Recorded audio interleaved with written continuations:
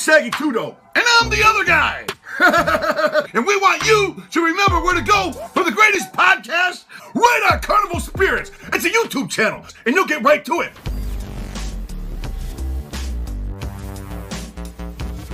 Hello, creeps. It's me, John Kassir, the voice of the Crypt Keeper. Sending a shout out to the BeastMaster and the Juggalo family at Spirits of the Dark Carnival.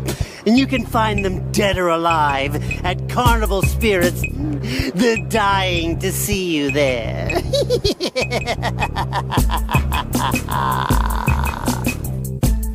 Shut up, Carnival Spirits.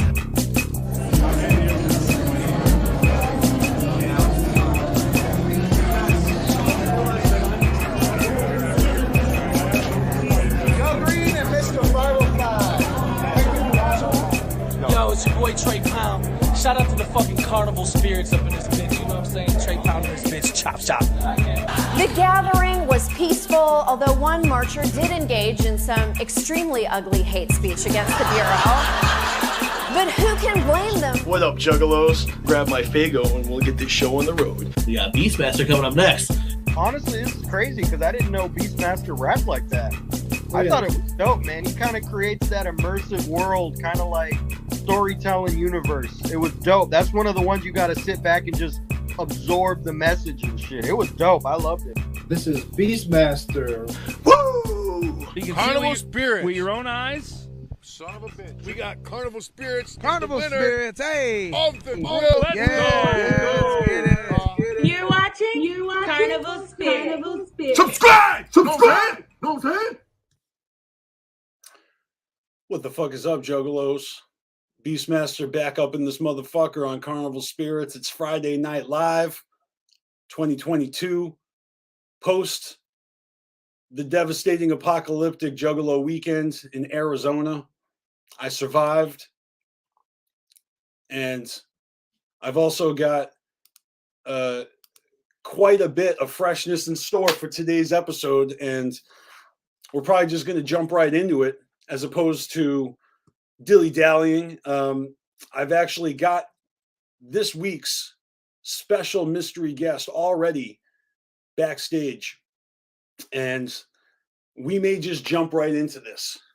So, getting used to this Friday Night Live gig, as opposed to Saturday afternoon, the way it has been for the past whatever years.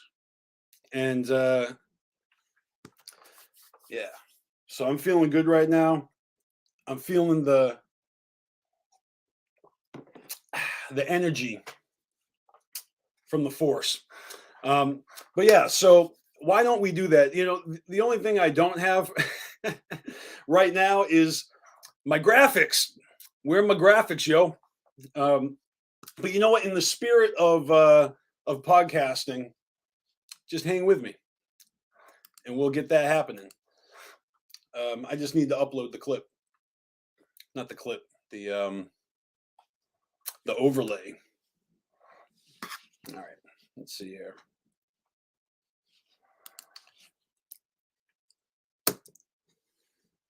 Well, you've already seen the thumbnail in the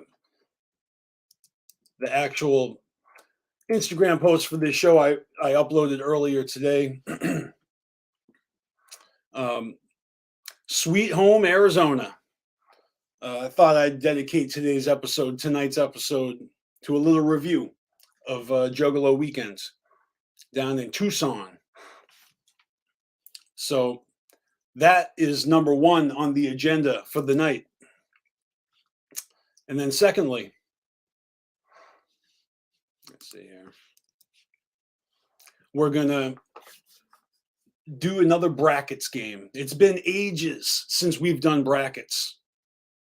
But that was honestly one of the funnest parts of the BeastMaster show in 2021, in my opinion. So, all right, here we go. I got my flyer and my mystery guest with the question mark. What's up, motherfuckers? If anybody can guess who it is, Here's a hint. This dude just recently had me on his podcast as his special guest. I'm talking about none other than Bone from Beneath the Dirt is with us tonight. And without further ado, here we go. What is up, my man? What's good? What's good? Yeah, I tried to make that as a fresh intro I could. With the ad hoc. I didn't even make a YouTube size graphic for my flyer yet. Usually, I got two versions. I got the YouTube thumbnail and then I got the Instagram square. But I'm slacking this week, man.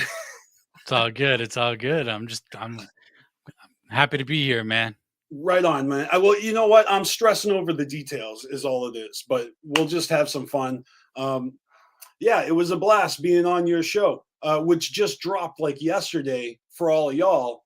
But we actually pre-recorded that a couple of weeks ago or something. So I don't even remember when, but yeah, it was a couple weeks ago. But it aired yesterday, episode 181, I believe. Live shows. We talked a lot about concerts and shit like that. It was a good episode.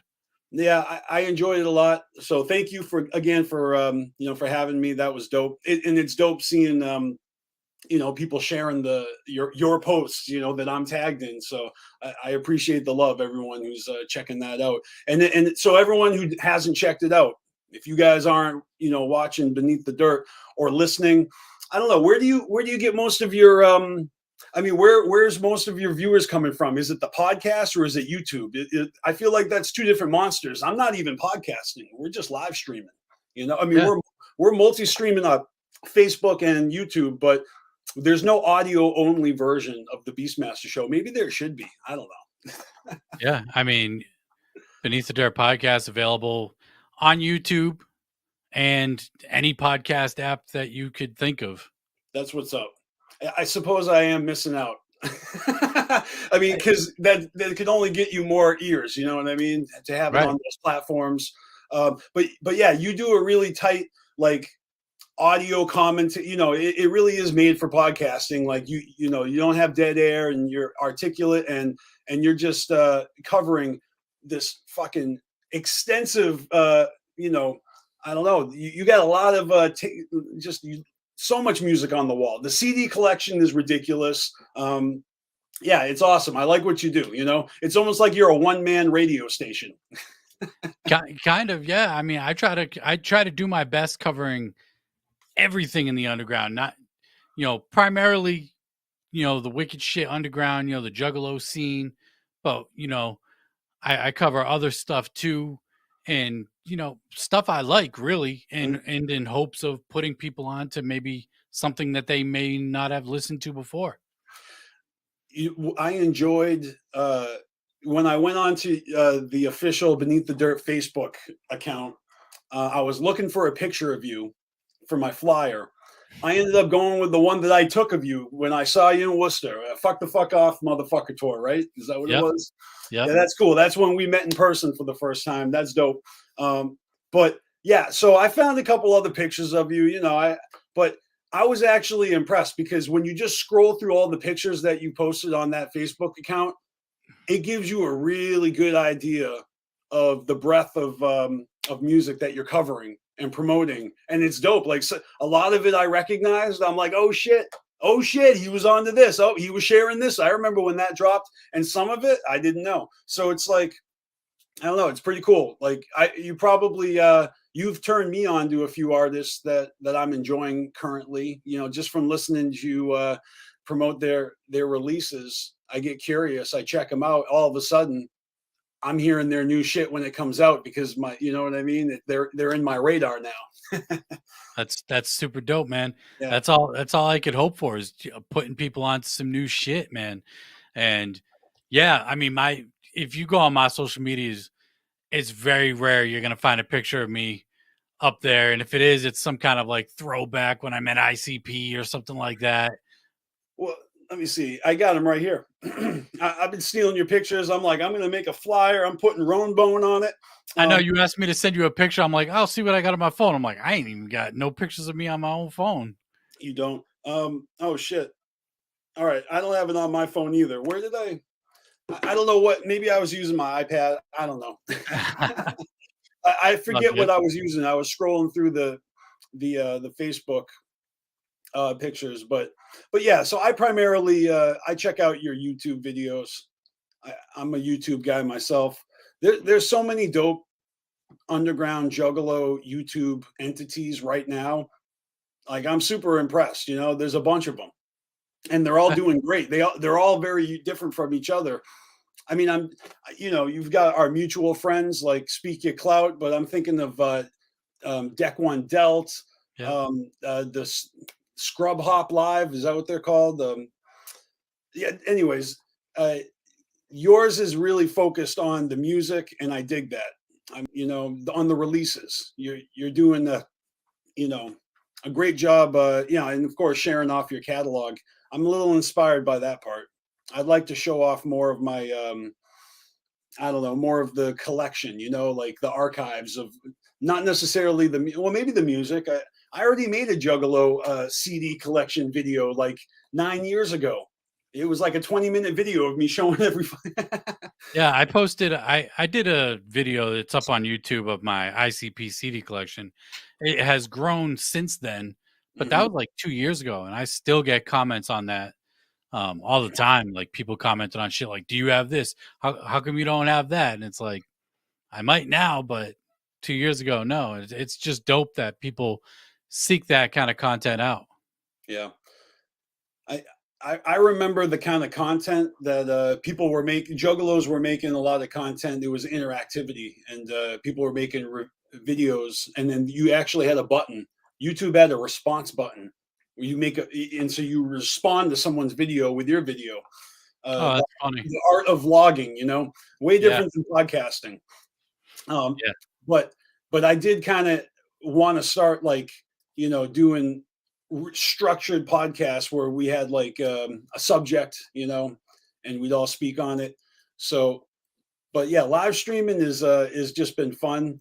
I really enjoy listening to Juggalos talk about the music. So, I highly recommend checking out Beneath the Dirt, guys. Seriously, if you're not, you're missing out.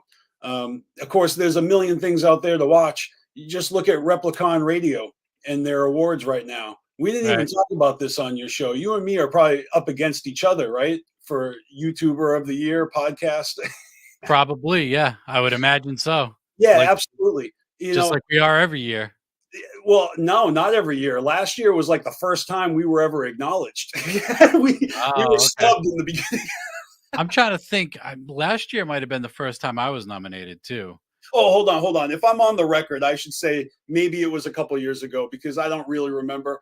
All I remember is that we weren't recognized at first. And then last year, Don Chaos fucking swept the competition and won that shit. So, I mean, shout out to Don Chaos. Don Chaos is the man. He's got Jay Bazaar on the Hours of Chaos next week. The show's moved to Tuesdays now. Y'all already know that. He's been fucking grinding. He's been holding it down. I've been, dealing with other shit, but I think the last I said, I'll probably be doing like one show a month, and we almost kicked this show down the road to, and postponed it. But I felt just because Juggalo Weekend, our recap was, it was important to get that out immediately, and not sleep on it. Yeah. Weeks later, no one's going to give a shit. I don't even give a shit anymore. But I saw so many good friends, and I want to tell you guys about the actual performances. If you haven't already seen footage never does it justice. No, never. Not even my footage. My footage sucks. Now, I used to actually try. I used to actually put my back out and zoom in and hold steady and then go and do post production and crop and zoom and all sorts of stuff. I'd spend hours, and then I put the video out, and I'm damn proud of it. But lately, I mean, whatever. I'll just hold the phone up while I'm drinking a beer in the other hand, and actually, those videos authentically are sometimes more fun to watch because, on purpose, I'll let you see the crowd a little bit. The Juggalos are half the show. I mean, you know what I mean? It's fun because 20 years ago, that was me rolling around like a tumbleweed in that fucking mess of of rage and excitement.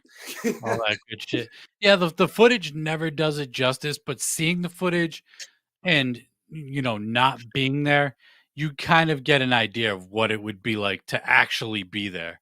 Yeah, yeah, absolutely. So if the footage is out there, and I know it is, I mean, not mine. I haven't uploaded Dick yet, but I made sure I got at least a couple of songs from the sets I checked out, and so people, I think they come to expect anything by now. Sometimes I'll record the whole damn set if I want.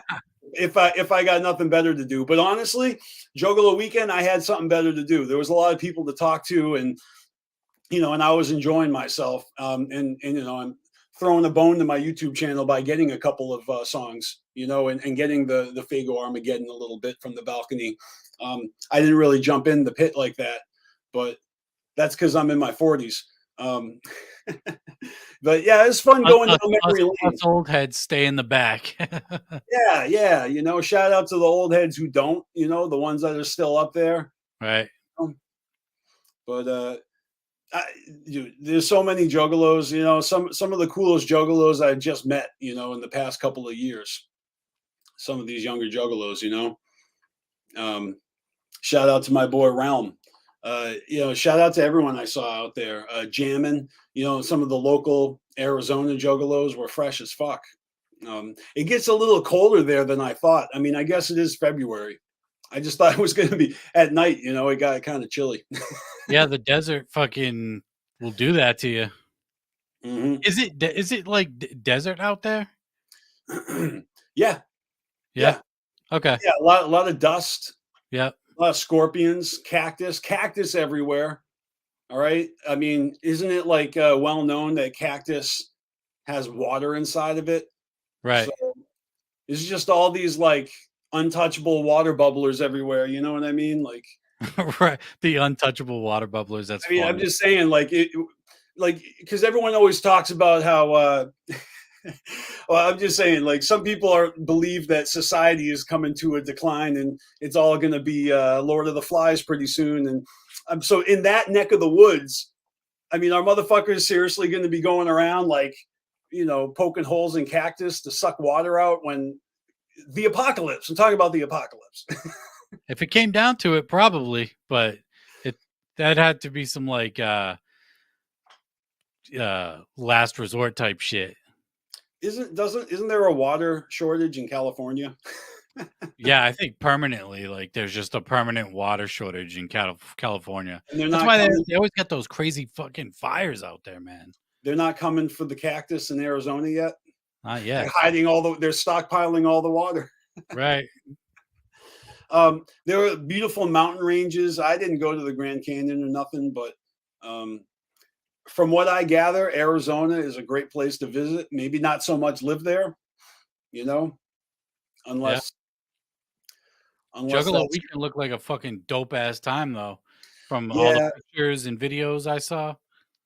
The rock and roll theme, the metal show was on point, and ICP was on point lyrically. They just killed it. It was so fun. It was like a real rock show, and just some of the songs they chose to play. It was fucking awesome. Did they do any covers? Hold on, I'm going to bring this up right now. I've actually got. Oh, is it on my phone? I've actually got the set list right here. Oh, okay.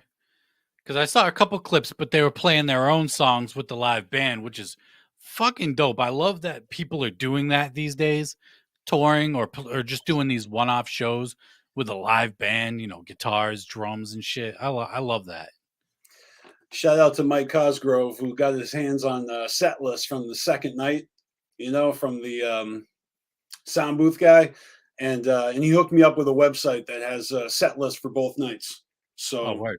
And it's great because to jolt my memory, I imagined if they're going to do a rock and roll set, I had all these ideas on what songs I would want to hear, you know, but the songs that they chose to play, damn.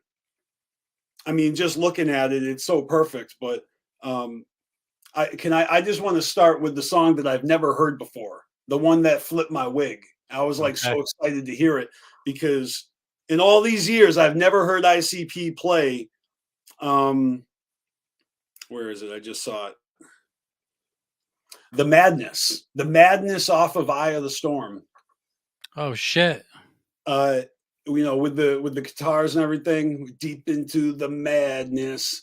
I never heard them play that live before. I fucking love that song. That was like a very special moment. But yeah, they start off with Assassins, Chicken Hunting, Slaughterhouse, of course, Piggy Pie. I mean, shit. Didn't Slash play on Piggy Pie? So He did, yeah.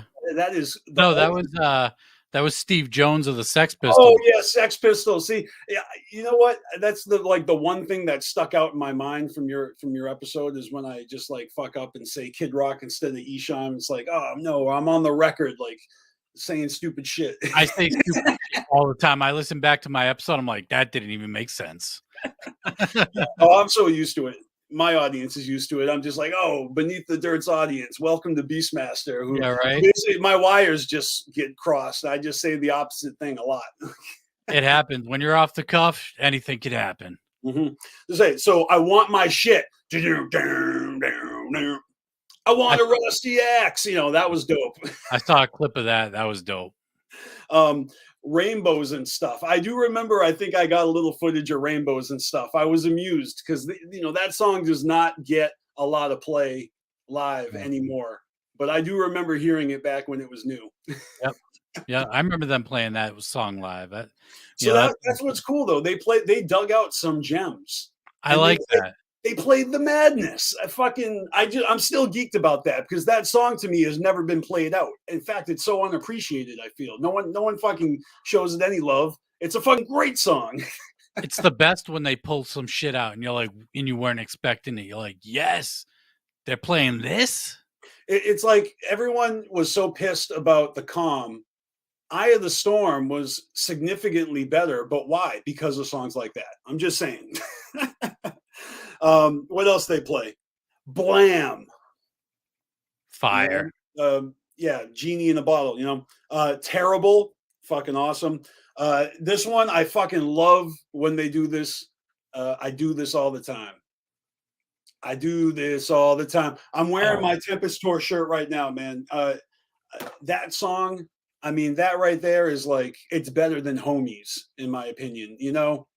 That's one of the standout tracks on the Tempest. I saw a clip of that and I was like, man, I gotta go revisit the Tempest, man, because that song's fire.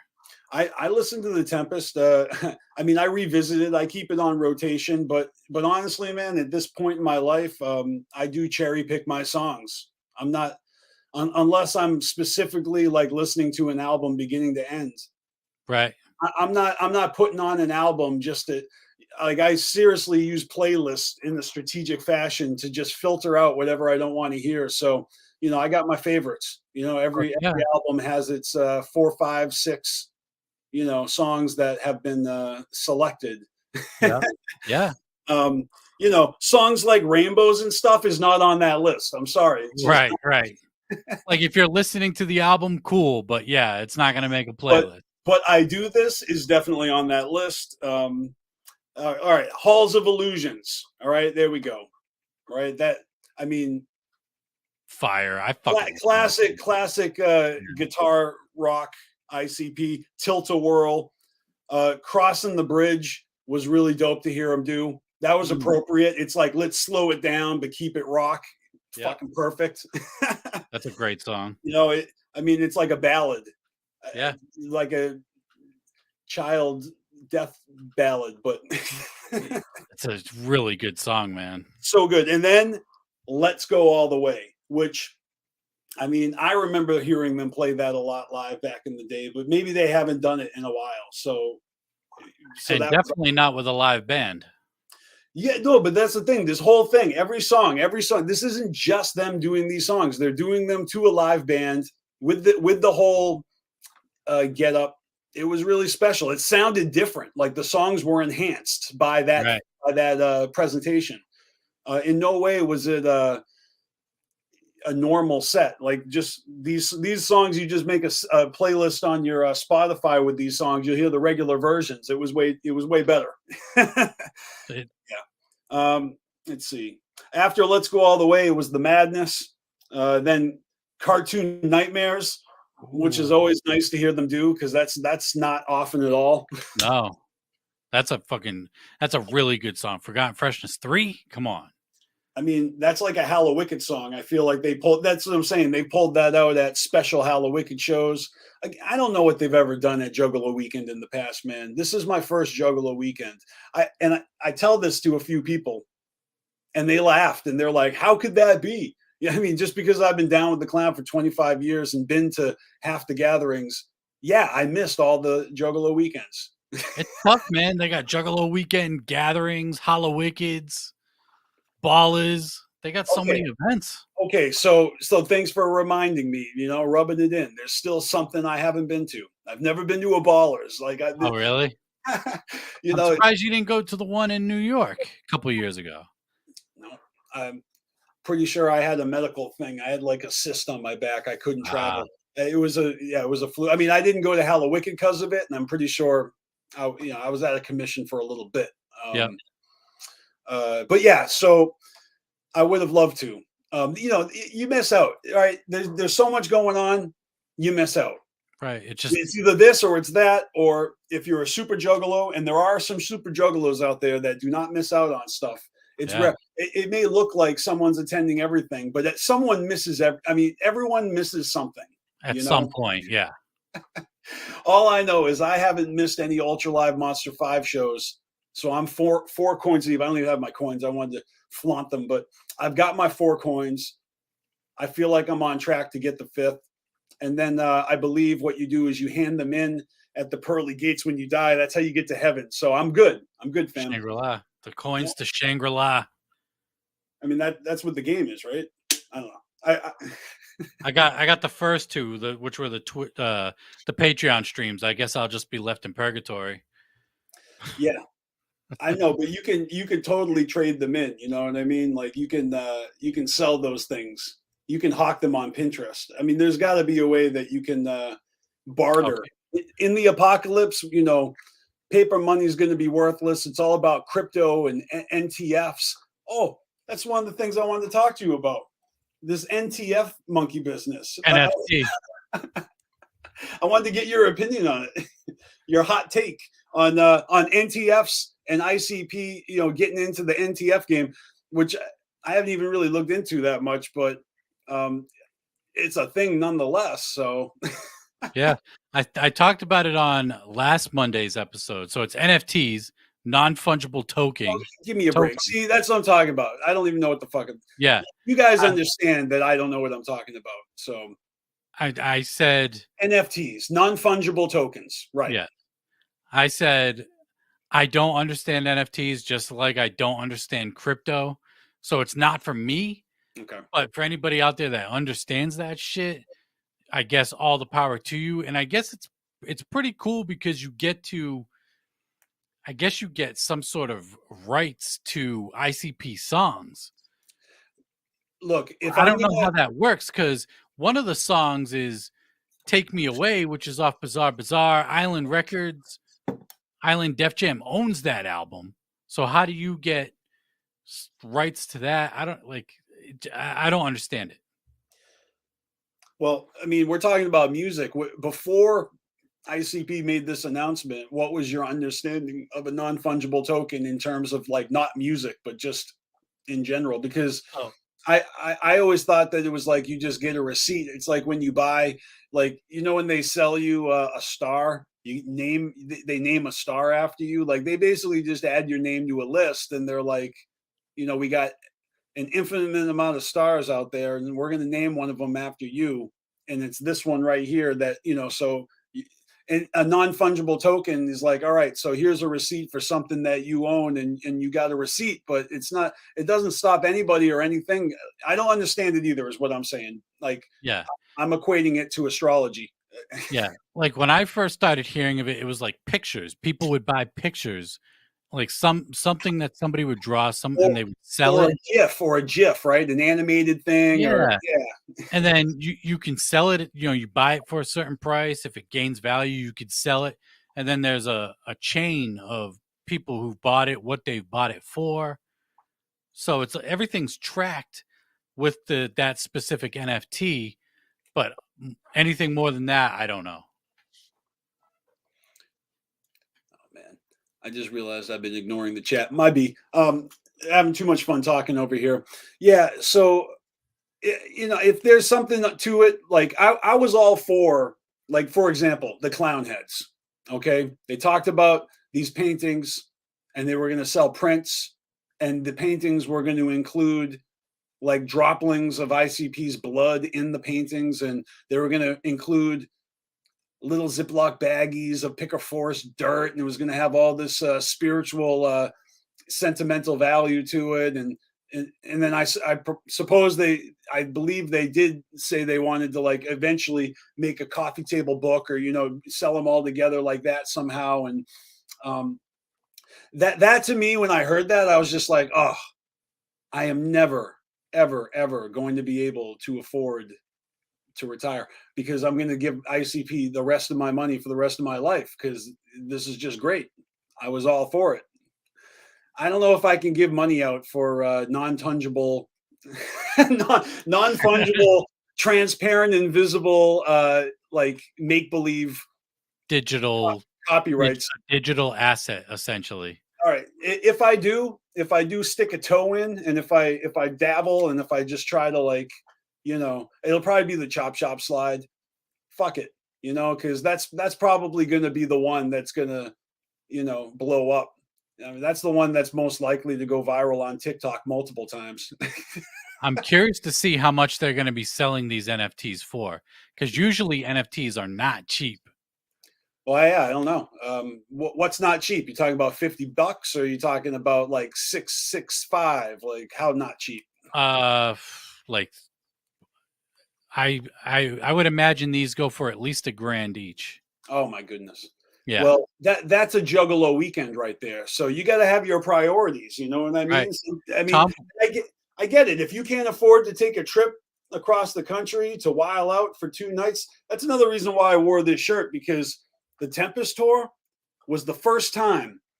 I mean, besides a gathering where you see them, a couple nights in a row, but the Tempest tour was the first time I ever saw ICP back-to-back nights. Had to stay in a hotel in Worcester, and it was like crazy fucking intense night after night, and the Juggalos took over the fucking city and the hotels. This was like the first Juggalo weekend right here. In my eyes, like when that went down, I was like, holy shit, so much shenanigans. So, it was crazy. They did 2 shows back to back in Worcester for that tour? And they did it, and they never did it again.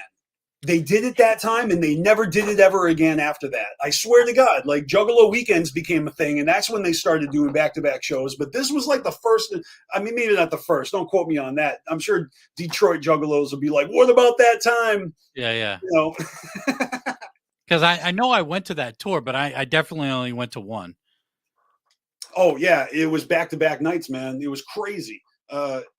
Anyway, it's a fond memory of mine. And when I was just like, what kind of shirt am I going to wear for the show tonight? And I just couldn't stop thinking about Juggalo weekends. But I don't have my Juggalo weekend shirt yet. It's coming to me. I'll get it eventually. Yeah, it was such a fucking dope show. Let me tell you the rest of that set list for the fucking first night. How far did we make it to? Cartoon Nightmares? Shit, It's only halfway through the set. Like, you understand? They did such a long fucking set. It was great. It definitely made the second night feel short. I think a lot of people were like, oh shit, is it over already? The first night was intense. That's awesome. They did Get You Wicked On, Murder Rap. Those kind of go nice back to back. Yep. Southwest Strangler. Didn't see that coming. With a live band. it's like slow it down. You know, you're midway through the show. You know, because it just had. I'm just saying, like that right there doesn't have any guitar solos, and then another love song, right? It's like a fucking sing along. And then Take It, that obscure WCW fucking theme song they put on one of the Forgotten Freshnesses back in the day. Like, yeah. I can't believe they played that. Like, I would think that would be a song they would never play live. Yeah, me too. Me too. Like, I don't even like that song. Like, I think about it and I'm like, no, this song is like it's a fucking metal song, you know. But right, it was made for Vampiro. I feel like it's a hit with the JCW crowd because it may get play over the speakers in that arena. Literally, right. I think you hear it. I know I've heard it over the speakers. Okay, hanging out like in between shows and shit, like they're playing that shit. Yeah, I've just never been the biggest fan of that song. If I am going to talk shit about any ICP songs, which is far and few between, I'll just blatantly do it. Like I'll talk shit about that song. I don't care. I read the liner notes, and you know I know what it's about. It's cool. It's just I don't like all those early Mike P tracks. That's what it is. You know, some of them are good, but that one, I agree with that. Some of them I just didn't jive to. That was one of them. You know, like it belongs on the Forgotten Freshness. That's where it's from. It does, yeah. But yeah, then they did Hell's Forecast. Play With Me, dope ass fucking rendition. That would be fucking sick with a live band. All right, and then another highlight for me, just because I thought about this one a lot. There's somewhere on Carnival Spirits, there's footage of me talking about this. How I fucking love back my early. Remember you asked me about my first ICP show? 97, 98. Back then they used to do Hallelujah live in the set, and because that was a standout for me. I remember vividly how the the strobe lights during past the election played. It's fucking crazy, and they did Hallelujah. I fucking was so stoked. That made between that and the madness, I was just like, yes, fucking awesome. I would love to see Hallelujah live. Oh man, it was so good. And then again, another one that you wouldn't expect, but they did One for the Maggots, old school ringmaster shit. How does that shit sound with a live band? Because we got to look it up on YouTube. Because how could I tell you? It's just everything with the drums, and Razor Ray. I forget everyone's names, but it was Razor Ray, the one and only. Razor Ray. Yep. Shout out to him. I mean, I'm not going to front like we're friends or nothing, but I've met him at gatherings. He's the shit. Razor Ray is the shit. Oh yeah, that's crazy that they're playing these like for the Maggots with a live band. I would love to hear that. And then the last two songs of the night, they did the new one, Devil in Leather, or Devil in Leather, and then Take Me Home. They closed it with Take Me Home, which it feels appropriate, but I'm not going to lie. I felt like there was a missed opportunity, and I did have my hopes up. There was only one thing I wanted. It's not like oh fuck, I'm pissed, but I feel like it was a missed opportunity for them to close the show with Something to See. The last track of Yum Yum Bedlam, I felt would have been perfect, but I understand why they would go with a more well-known song that everyone's going to sing along to, right. So I get it, but I was kind of bummed because I was hoping to hear something from the new album. Right, yeah. And I was like, that's the one, Something to See. That is a fucking anthem right there. Like you might see it when they finally go on tour. That might be something they do on tour. I don't know, man. Getting your hopes up is a dangerous thing. I don't do it often, but I just thought that was a missed opportunity. But yeah, Take Me Home. Like it sounded good. It hasn't always. Like sometimes Jay's slurring, or sometimes the mics aren't working, or sometimes they're phoning it in. it just wasn't the case this time, man. And I'm just being honest. Like, if anyone out there and whatever, do you, if you want to judge ICP by their most recent performance, and that's how you judge them. So every time they're fucking off their game, they're whack. You guys, y'all all have to acknowledge they are on top right now, because if their most recent performance is how they are to be judged right now, they got to get their fucking flowers. They are fucking killing it. It seems like they're on point right now. All right. So what? Really Jay went to see. rehab. Like, he did a good thing for himself. He's bounced back like incredibly. Just the difference between the last night of the gathering and last week, fucking crazy. That's good, man. Like, it is. You know, I seen him walking around at like the after party and shit. He looks great. Like, looks the healthiest I've ever seen him. That's good. And I'm not even in the know. I don't even know if, you know, for all I know, he could have been hopped up on something too. Right. Who knows? But he looked great. That's good. That's good to hear. Let's see here.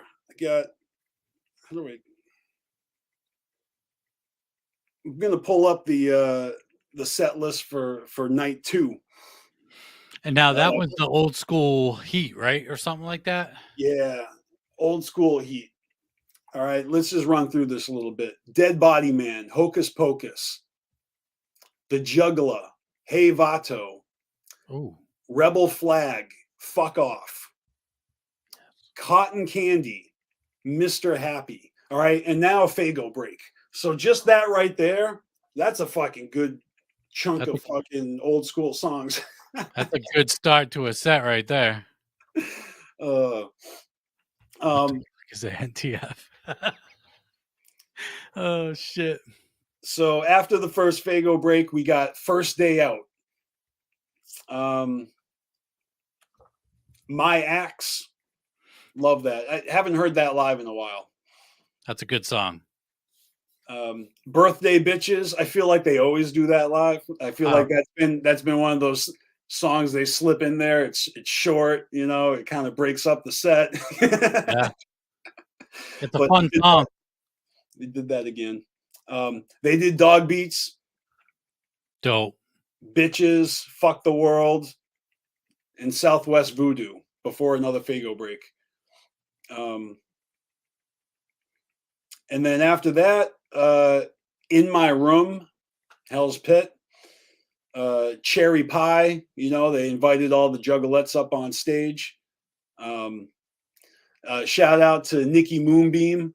I saw footage of her up there. She's the shit.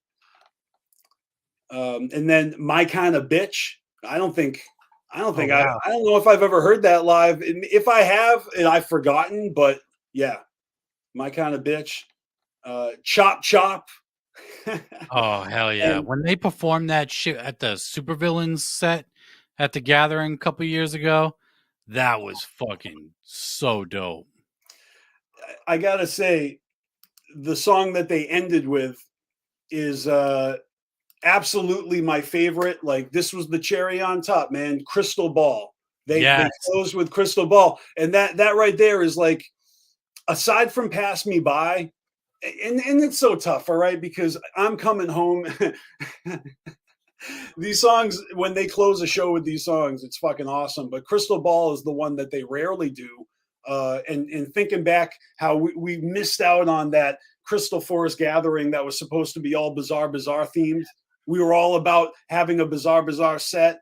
I mean, we got the one night. You know, at the Gathering, they did the Bizarre set eventually. But so, you know, Bizarre has kind of been on Juggalo's minds the past couple of years, you know, just because of the milestones, the anniversaries and shit. So to hear them do Crystal Ball, man, oh my God, forget about it. The ultimate fucking weekend of Juggalo, you know, entertainment. Ouija Mac kills it every time, by the way. That dude's live show, man. Can't really speak on anyone else. We talked about that on the show that we did on my show. He fucking just kills it live every time. I've never seen him do a bad performance. I didn't know how you felt about him. But I mean, I know a lot of my other friends everyone worships Ouija Mac. I feel like, he deserves it. He's fucking Ouija Mac to me he's probably my favorite doing like in this Juggalo scene right now. Like he's that guy for me right now. I fucking love his shit, man. I'll tell you this: if we're going to talk about Ouija Mac, his live show impresses me every time. Like, I mean, he's been on the bill so many times, and I just keep checking him out. He knows how to work a crowd, man. He's not boring. He's not boring. He's kind of funny, and he keeps it interesting. He just knows how to work the crowd. Like he really does have a certain charisma, as you will. And I feel like he makes Juggalos look good. I mean, it's a good look for us. Like he's doing a good job, and the music is fucking great. That doesn't hurt. For sure. And when he finally got that headlining spot at the Gathering, that was like so deserved, because he's been grinding his ass off the last. Came out there with he brought the whip up on stage. So fresh. No, I really enjoyed it. I got a little footage of Ouija Mac too from the crowd. Unfortunately, because of the nature of Juggalo Weekend and trying to like see all your homies and stuff, I didn't. I missed out on a lot of the opening acts. Like a lot of the local openers. I didn't see any of them. I missed it. I didn't even see Roadside Ghost. I actually kind of assumed that Roadside Ghost would be involved in the band behind ICP. Maybe a member or two, but yeah, Razor Ray was on the axe. Surprised Mike P wasn't up there. Yeah, right. Yeah, it wasn't Zug Island. Right. It was something else. It was really something else. So fucking dope though to see them perform with a live band like that. I don't think they've ever done that before, have they? What's that? Perform with a live band. Well, okay. They've done at the Hootenanny. It was almost like an acoustic version of that. Okay. And then before that, in the pandemic. So yeah, that's right. They did the acoustic, live stream, which was super exclusive to attend. In that regard, like this was them plugged in. It's like they did unplugged first, and now they plugged in. Yeah, they've done the unplugged thing a couple times, and I really dig the unplugged thing, man. I thought that was really cool because you get to hear all these songs done in a completely different style that you normally wouldn't have heard them ever. Like they've fucked around and given us some alternate versions of songs when they go live, like Down with the Clown, and they like mix that shit with like Angel is a centerfold beat, la la la la, Down with the Clown till I'm dead in the ground. Fucking love that. I don't even know if there's a studio recording of that, but that is fire. Fuck yeah, dude. So fucking fresh. So that's the kind of thing I like. So yeah, these specialty shows, like night one with all the live band, like every song was special like that. It was pretty sweet. Hell yeah. Yep. Man, I can't keep up with these comments, but you look like Mr. Rogers apparently. Come to my neighborhood. We're gonna have a good day today. I don't know what the fuck Mr. Rogers says. I haven't fucking. I'm trying to think. That was probably like 3. I was gonna whip out I got a Clownvis puppet somewhere and go to Imagination Land or whatever it is, the Candyland. Right. But yeah, shout out to everyone in the chat. I see you. What's up, Brooklyn Menace? Brooklyn. Juggalo Collectibles. Anime Wafu. All right, so yeah, did I already write? Sorry, let me drink some coffee. Recalibrate. Recalibrate that brain, get it wired and ready to go for the show. All right. So here's a flyer that I got from Mikey Bone Road. It's a little damn. Oh, it's green. Sorry, I guess. I was gonna say your green screen. It looks like a spaceship. In space, no one can see you green. Okay. But shout out to Hater of the Ugly Juggalos podcast. He's the one who gave me this sticker. Like I saw him at the show. He's cool as fuck. he gives me a sticker and it's great, but it got demolished because I was at the show. You know what I mean? Right. Thank you. It's the thought that counts, you know, and I appreciate you. But yeah, later on, I did bump into Cancel Bone Road, and he gave me fucking freshies. So don't worry about it. Shout out to Bone Road, man. That dude fucking kills it with the artwork. Exactly. Such a good guy. I love his sense of humor. Yes. All his jokes, all his art. If you guys aren't on that, you gotta follow that guy. He made your T-shirt, which I bought I got one somewhere in my stash. I fucking love the Juggalo artists, man. I'm always trying to get them up on my show too. I'm pretty obsessed with following their work. You know, shout out to Dead Canvas. I'll tell you a funny true story. So Boppo, my dude Boppo, is an artist on Dead Canvas, and one of the first shirts that he put out through them is like these skeletons. They're dripping skulls, and you could buy it like with a couple different prints. You know what I mean? Like one of them is just regular white ink on a black T-shirt, and then maybe one of them was like, glow in the dark or something, and then one of them was like silver. It's like silvery sheen, and that's the one I got. So I'm wearing this shirt as I'm traveling to Juggalo weekend, and that means that I got like a backpack. Have you ever traveled, Roan? Do you fly? Do you take planes? I've flown once ever. How long ago though? 15 years ago, something like that. All right, it's still post 9/11. Yeah. Yeah, I had to go through checkpoints and all that shit. Yeah, so I'm going through the NTFs. I mean the ATFs or whatever. Boom. Open the door, ATF. So I'm going through security and stuff.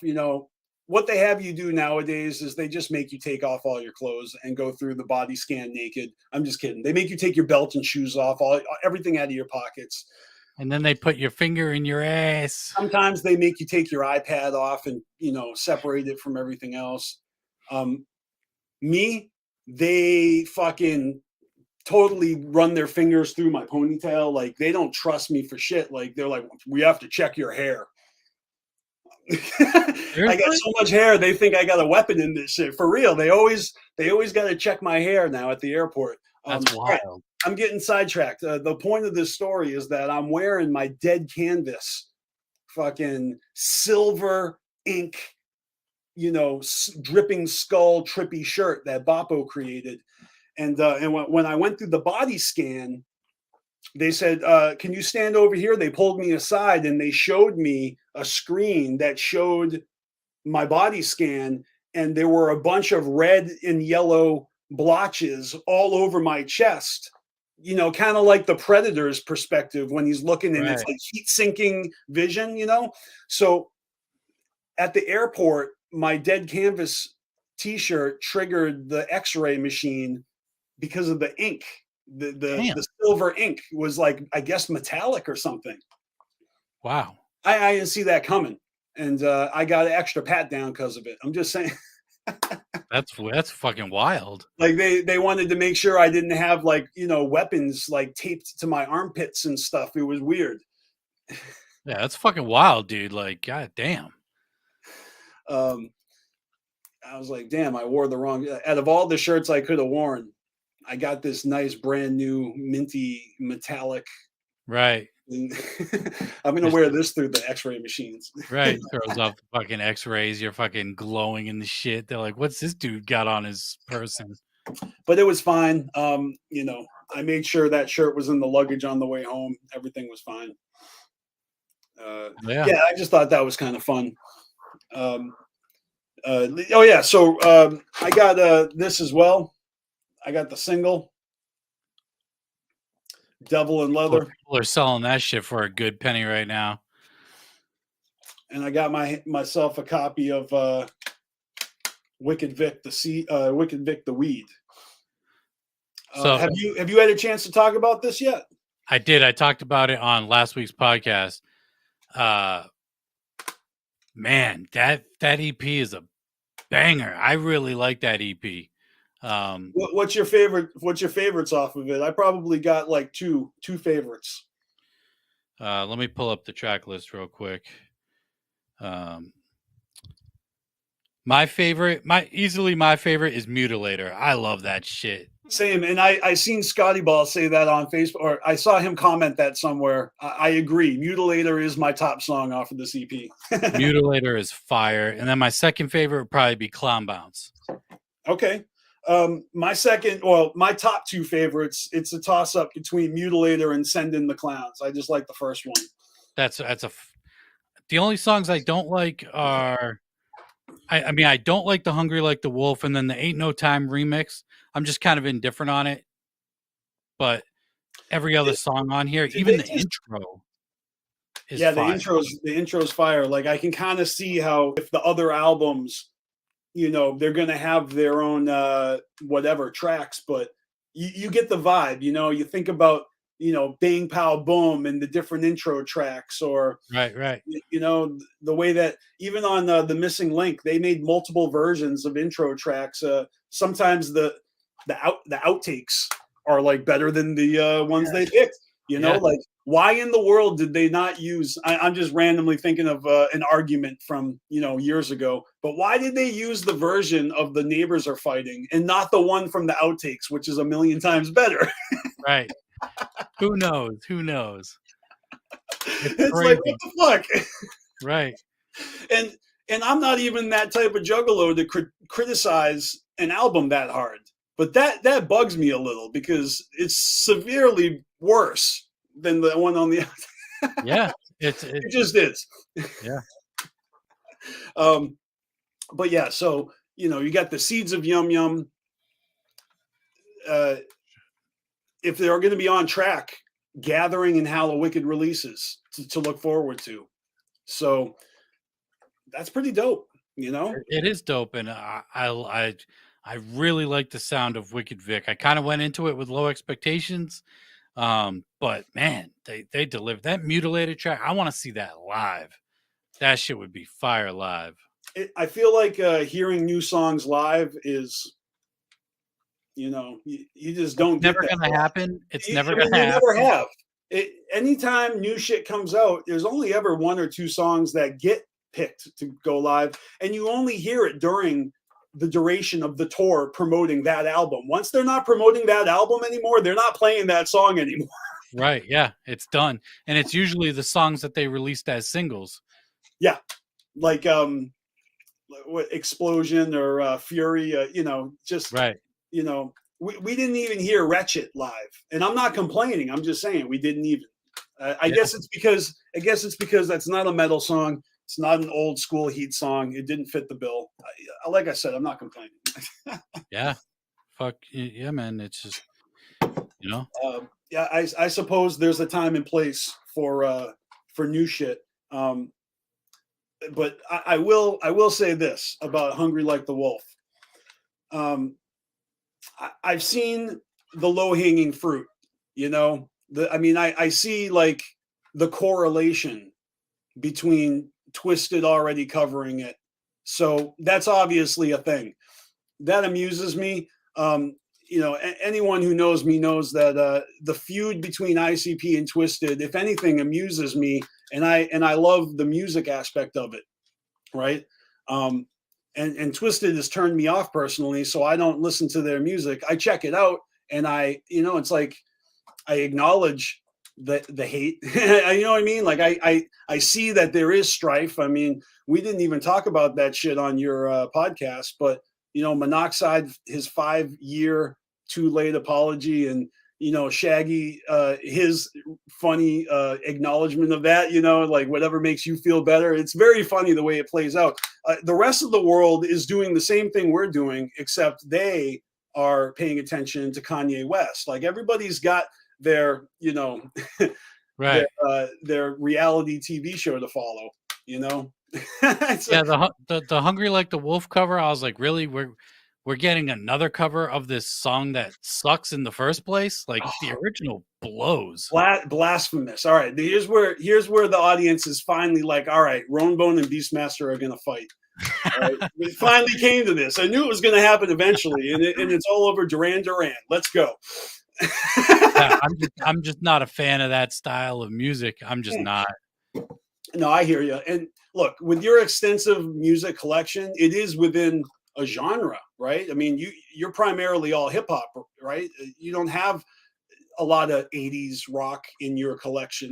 That's what I grew up on, man. So there is kind of I have a sentimental taste for 80s hair metal to an extent, and I'm picky, man. Like it's like I like a couple songs from Cinderella. I kind of fucking don't even like Poison. Like Poison's always been my least favorite, and they're like the poster childs for the whole fucking genre. You know, I'm a Motley Crue head at heart, and then when I discovered Ozzy Osbourne and Iron Maiden and even Megadeth, you know, I almost felt like my taste matured. Okay, Yeah. And then ICP came and, you know, brought the child in me out again, and just knew how to that blend of, you know, sometimes you're in the mood for a Clint Eastwood directed film, and sometimes you just want to watch a fucking Trey Parker South Park humor potty language, and you know what I mean. Like both entertainment is fine, you know. It's different. Yeah. Yeah. I mean, I listen to a whole bunch of stuff, primarily hip hop, but I listen to metal. I listen to pop music.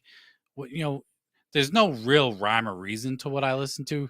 It's just I know what I like and I know what I don't like.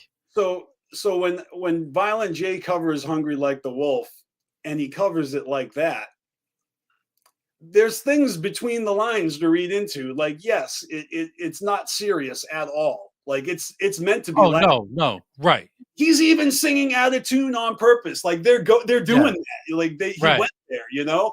It really is like tongue in cheek, and it fits the whole theme that they've been playing out this year with the metal show, and you know, doing that, like going metal, but going metal like a clown. Like like the point of the song definitely didn't go over my head. Like I get it. Like people are saying it's a fun song. I get it. Like I can hear it, but for me, you know, it's still not your taste. That's fine. Right. But let me tell you why I enjoy it personally. It's a silly track, like fucking rainbows and stuff off Bizarre. It's like it's that kind of song. You know what I mean? Mm-hmm. Yeah, there are certain songs that actually you enjoy, but you just can't listen to them at all times. Like you got to be in the mood for them. You know? Yeah. Like that song, He Got the Bone. You know, right, yes. That's a galloping fucking, you know, song that's a storytelling song. Well, this is a storytelling song. You know, they blatantly say it in the beginning. Let's talk about murder, and you know, it's so it's ICP going back to their humble beginnings of senseless murder and murder sprees and innocent victims. It's kind of like what old school juggalos that want, but then, you know, flipping it on itself and, you know, making it an absurd cover where they change the words, just like they've always been doing, going back to Cherry Pie, and you know, just every banger that they basically stole the melody and the, you know, the structure, the backbone of the song, and refashioned it to their liking. Right. I love it. I love it. It's just the latest in a long line of fuckery, you know, just them. It's the latest silly song that we got from ICP that you're either going to like it or you it's 50-50 on that song. I would say that song has kind of like transcended its generation though. Like everybody knows Hungry Like the Wolf, and even me being a child of the 80s, I'm going to admit I want to tell you guys, like it was special to me because it's ironic. Like the Dark Carnival gives me these coincidences that only mean something to me. No one else has experienced it this way, because I don't think anyone else is paying attention to Duran Duran right now. Okay. Right. I'm telling you right now, Duran Duran dropped a new album last year, and it's fucking amazing. And like the only person I know who's even aware of it is what the fuck? Jay Webb.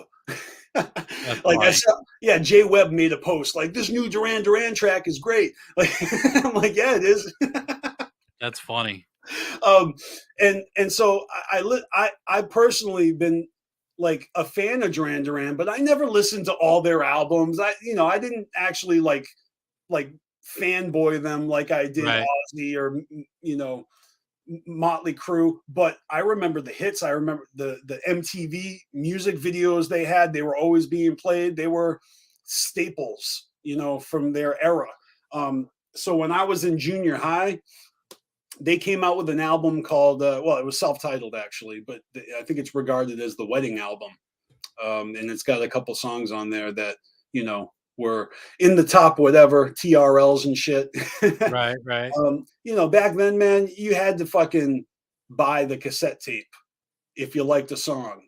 So if I liked one song from Duran Duran in the early 90s, that means I bought that album, and I did.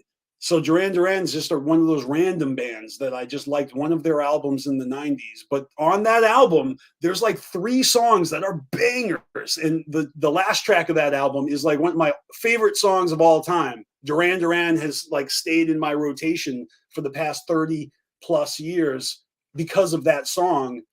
And so that's why when they drop new shit for the first time in decades or whatever, I was like, oh, I'm just curious.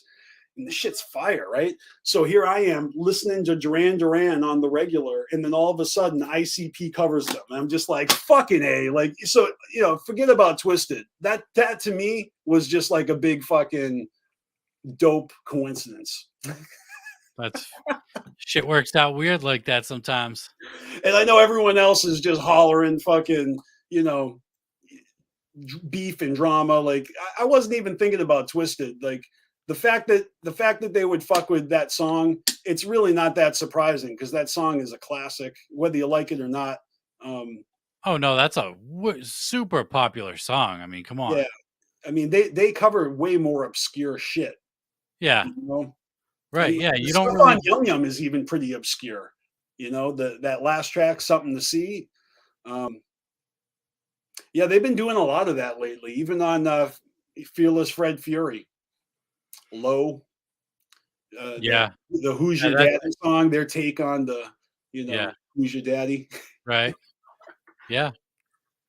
And then even West Runner Ave, wasn't that like a take on Electric Avenue? That's right. That's right. Yeah, this is nothing new, man. I highly enjoy the parody of ICP. It's kind of what they do. It's to be expected, and they're not all gonna hit. I think it's impossible, but that's why they're not doing them live. They know they can't fuck with Let's Go All the Way. It's like the worst fucking song they've ever covered, and it is one of the best songs they've ever made. Right. They made that their song. Yeah, like, they really that's did. The kind of shit that Elvis did, he stole songs and just made them his, and he's the king now. Right. Yeah. I mean, yeah, Let's Go All the Way is their song, even though it's not. That's their fucking song. God, you ever listen to the original version? They're like, yeah, I have. Disney World and shit. Like, it's not. It's ICP did it way better. It's way so better. bad. It's so corny. Even the Mighty Death Pop, the original version of the Mighty Death Pop. I forget what it's called, but you can find it on the movie Grown Ups when they're playing basketball. Oh, okay. And that's just one place I can think of that you can hear it. Yeah. Yeah, I don't know if I've heard the original to that. I know that that's like a super heavy sample on that song though. All right, let's see. I just got to throw these up on the screen because you guys are actually commenting on topic here. The original version was dope. I agree. I'm not a fan of Depeche Mode. Couldn't tell you one song. Never listened to them. So, but good for them if exactly like the Rolling Stones in their fucking 90s and still a band apparently. Right. Living forever. It's crazy. I think we talked about Ozzy a little bit, didn't we? I think so. Yeah. Yeah. His new shit. He's he's got like Parkinson's now, Alzheimer's. Who knows what Ozzy's got? But he's still making music. Ozzy got it all, but that ain't gonna fucking stop him. On Yum Yum, we haven't really talked about Yum Yum Bedlam too much, but I would say that "Bitch I'm Fine" is standing out to me as one of my top tracks on that, which is kind of weird because it's a little mellow. You know, they're just flowing, but then the hook comes in. Oh, and I just love the production. So shout out to whoever produced that one. I don't got the liner notes handy. That song just feels good, man. He acknowledges his like heart condition in the song. You know, like just the whole meaning of the song is kind of, it hits on a different level when you know the circumstances. Right. Right. And he really does kind of like probably like sit back and quietly watch all the people chatter and murmur and gossip and for sure. And so he comes out. It's like a PSA. It's Right. like a musical PSA to let everyone know, like, bitch, I'm fine. Right. Right. I fucking love that. So let me tell you this: "The Drunk in the Addict," another contender for best song on that album, and just thinking about like the Joker's cards in general, and like, so if you think about the actual legacy of the first and second deck, you always talk about the actual Joker's card itself, like the Great Malenko in and of itself. How do you feel about the Great Malenko? Its image, its message, its song, Halls of Illusions, like everything that's tied to that entity, right? On the second deck, maybe there's a good segue, you know, because we're going to do a second deck bracket. But on the second deck, like the entity of the Joker's card itself, bang, pow, boom. It's all in the title track, right? The Mighty Death Pop. I mean, that concept is played out through skits along the album, but it's still, there's a song, you know? Right.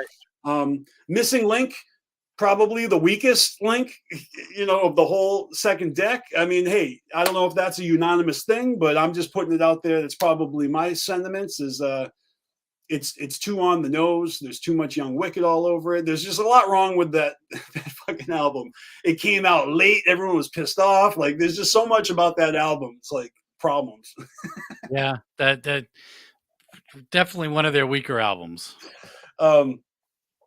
You know, and one of the cases where a lot of the outtakes and the Phantom and the extra shit they put out during that era, House of Wax, the shit was all better than the Joker's card. I know, man. Especially the Phantom. I love the Phantom. I'm like, man, they could have took all these songs, put them on Missing Link, and it would have been fire. Exactly. But in the long run, we got all the music, right? I mean, exactly, doesn't matter how we got it. Like, we still got the music. Yeah. So I'm not tripping, but it is funny when, you know, like we said, or like I said, why did they use this version of that song? You know, even they make mistakes, you know.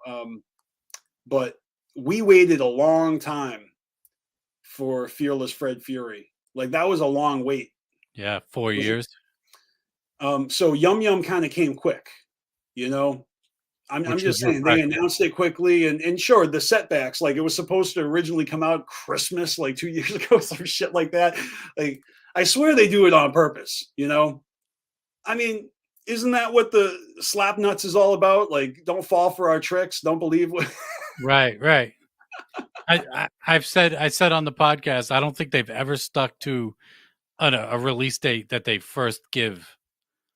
Yeah. It's just like, if they give you a release date, it's gonna get pushed back. You know what it is you just can't believe like an announcement, a verbal announcement that if they're just taking an advantage of the microphone, they're like, all right, Juggalos are listening. We're gonna leak some information. Like, you want an official release, you know, statement. Not that hey guys, I'm gonna leak some info, because that right there is like, I just came up with this morning. Here's my idea, guys. Right. Like, yeah, when they announced Yum Yum Bedlam on the Patreon streams, and then he started announcing like the seeds of Yum Yum, Jump Steady, you could see Jump Steady sitting there like, well, this is the first time I'm hearing of this shit. I think I've said this like every time I've gone live since the album came out, but everything from the Drunk in the Addict to the end, it just keeps getting better and better. Like, the listening experience is just banger after banger. And so maybe like my favorite songs are on the second half of the album. You know, the Drunk in the Attic just fucking bangs. Don't Touch That Flower is the quintessential Yum Yum Bedlam song.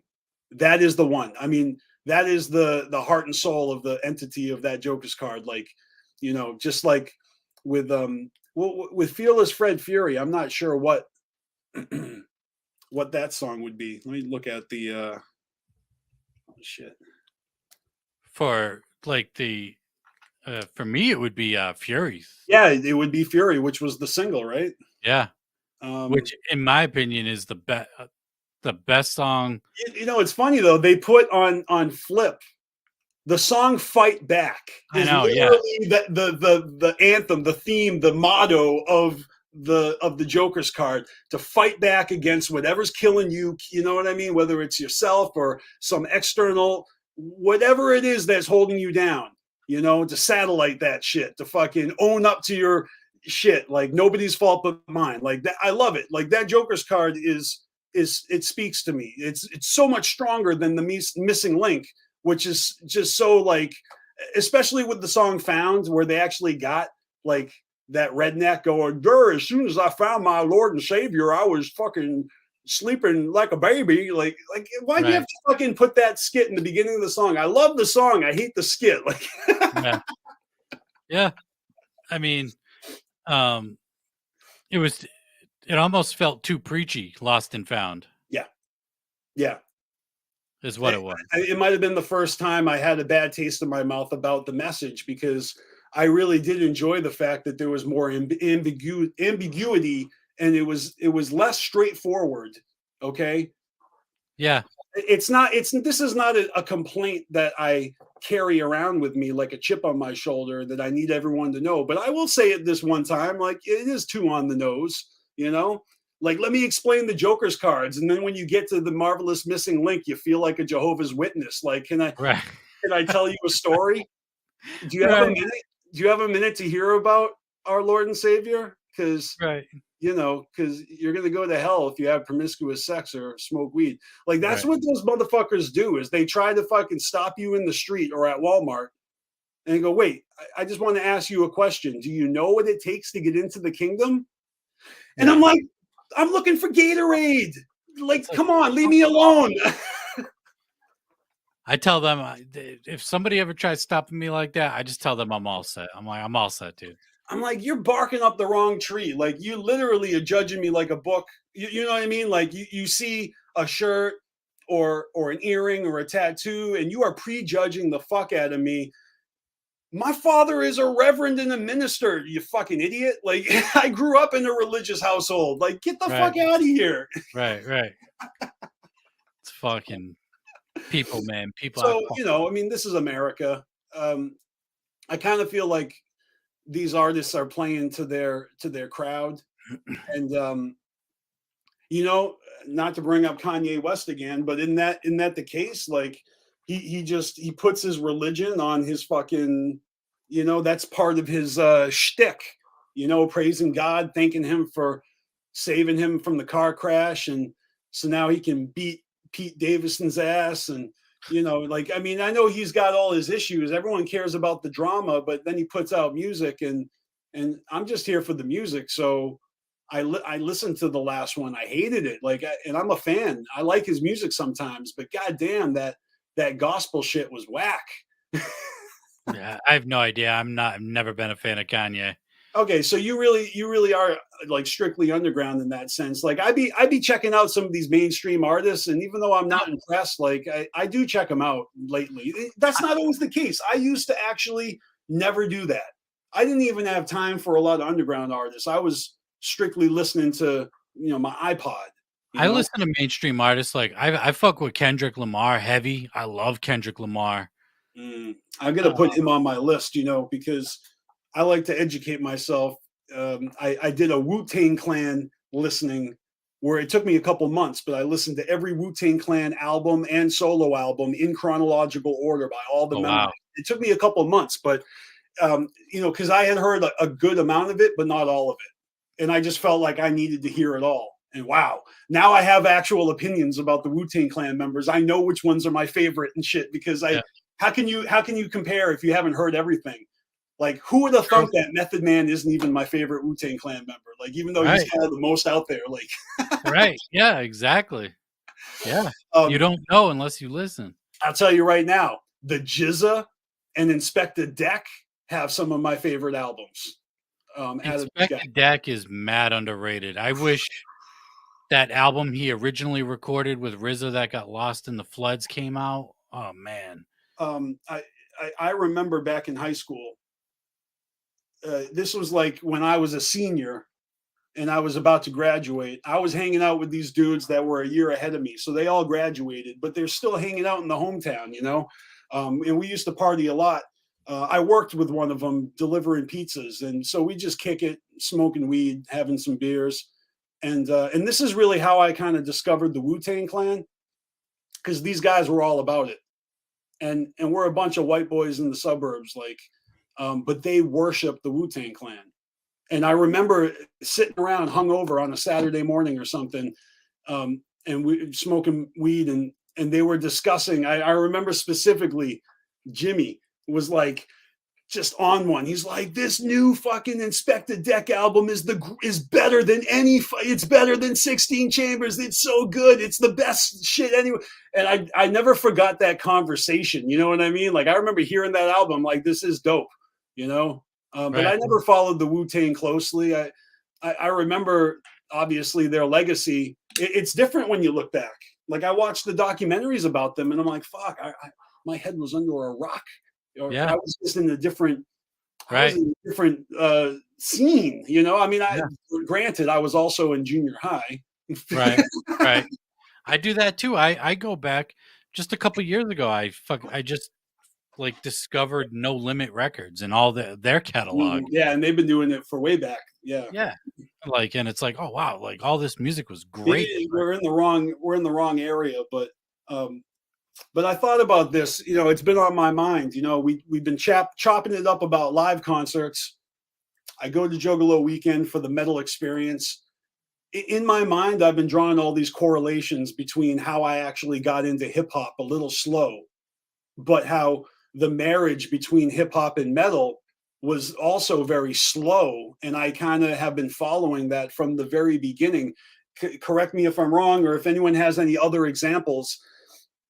I remember being a fan of Aerosmith, like way back in 1987, 88 is really when I first started to have my own unique taste in music. Like, straight up was listening to whatever my parents listened to up until that point. Yeah. But once I started getting exposed to other music at school, it was fourth grade, guys. Guns N' Roses were on top. Okay. But I was drawn towards Def Leppard. I really liked Aerosmith, and they were local. They were from Mass. So there was a cool little thing there. And honestly, like, they came out with a remix to Walk This Way featuring Run DMC that was epic as fuck. The music video, MTV, like, put that shit on repeat. So I remember seeing that all the time. And I was a huge movie buff. So I used to watch all these movies, and there was this movie called Judgment Night. And it had a soundtrack where every song was a metal band and a hip hop group collaborating. Have you ever heard of Judgment Night, dude? No. You got to check that out. Man. Super dope soundtrack to a movie that was pretty decent. Okay. And so that right there was like a gateway to hip hop. Like, I started listening to Cypress Hill. You know, I remember playing soccer, and they would play Beastie Boys songs to hype us up on the bus before away games, you know, No Sleep Till Brooklyn and shit. You know, A Tribe Called Quest, Low End Theory, Scenario. Like, these were bangers in my suburban neighborhood. So, I mean, and back then R&B was huge, you know, En Vogue, and, you know, fucking Heavy D. I mean, there's a lot of fucking dope music that I didn't realize was kind of you know, gonna come and go, and everything changed. Dude, I'm looking at the Judgment Night soundtrack. There are some wild collaborations on this shit. Yes, man. I grew up with Cypress Hill and Pearl Jam. What the fuck? Yeah, some real weird collabs that you'd never think of. Wow. Biohazard and Onyx sounds interesting. That's a good song. Oh yeah, that's another thing. Onyx. They put out a fucking EP where they had some hip hop in there.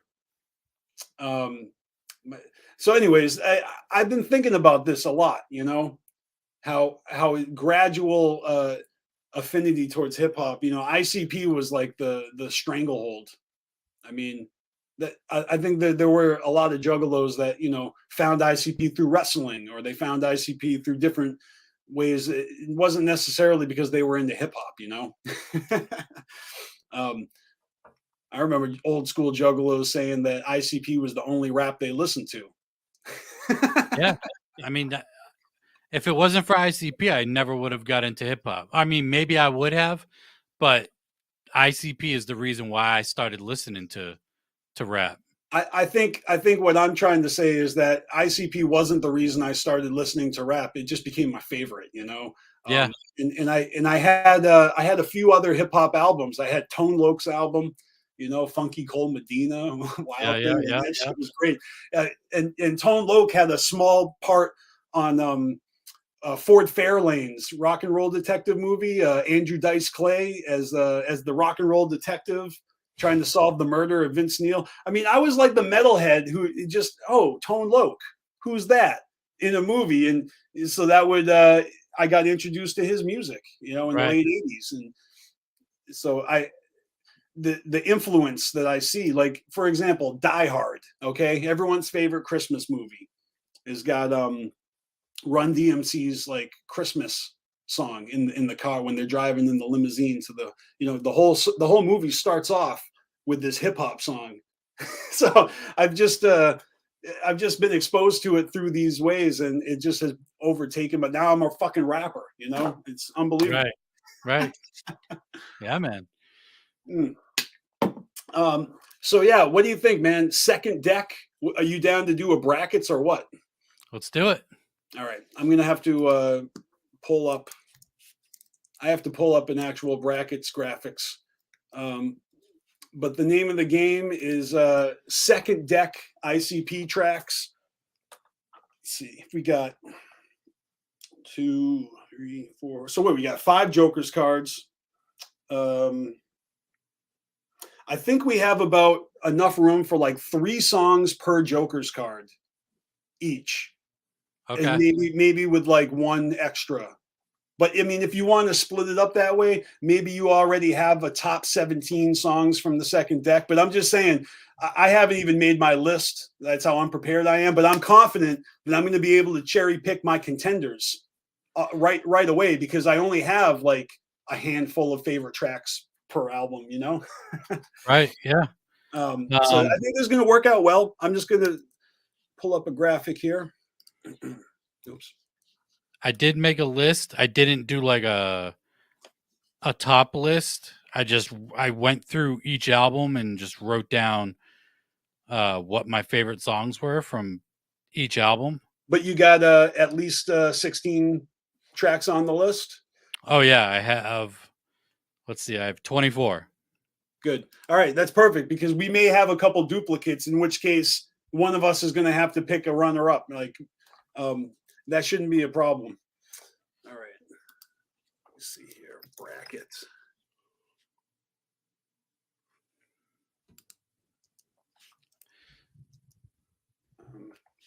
And I understand the magic behind the first deck, but man, the second deck got a lot of good shit on it. Or in it. Yeah. I think. Oh yeah, we'll use this one. I did a brackets with my homie Lori, and it was a twisted bracket. So I made the brackets were Twizzlers. I'm going to use that one since you're repping MNE. We'll use the Twizzler bracket. We'll use the Twizzler bracket for our ICP. Let's do it. All right, where do we go here? It didn't open up. All right, what's going on?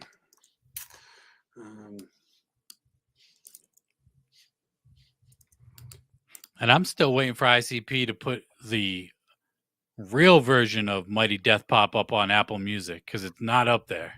How so? What do you mean? They have all the bonus albums, like the cover songs, the Mike Clark's Emporium, and then the Freaky Tales, but they don't have the actual Mighty Death Pop album on Apple Music. Interesting. You know, on Spotify, they've got an upload for each of the albums, but they also have a version of it where it just says Mighty Death Pop and it has all of the albums in one, you know? Oh, wow. Like just every track from all 4 releases. All right. I got the bracket. I just need to delete all the previous songs. Hopefully this works.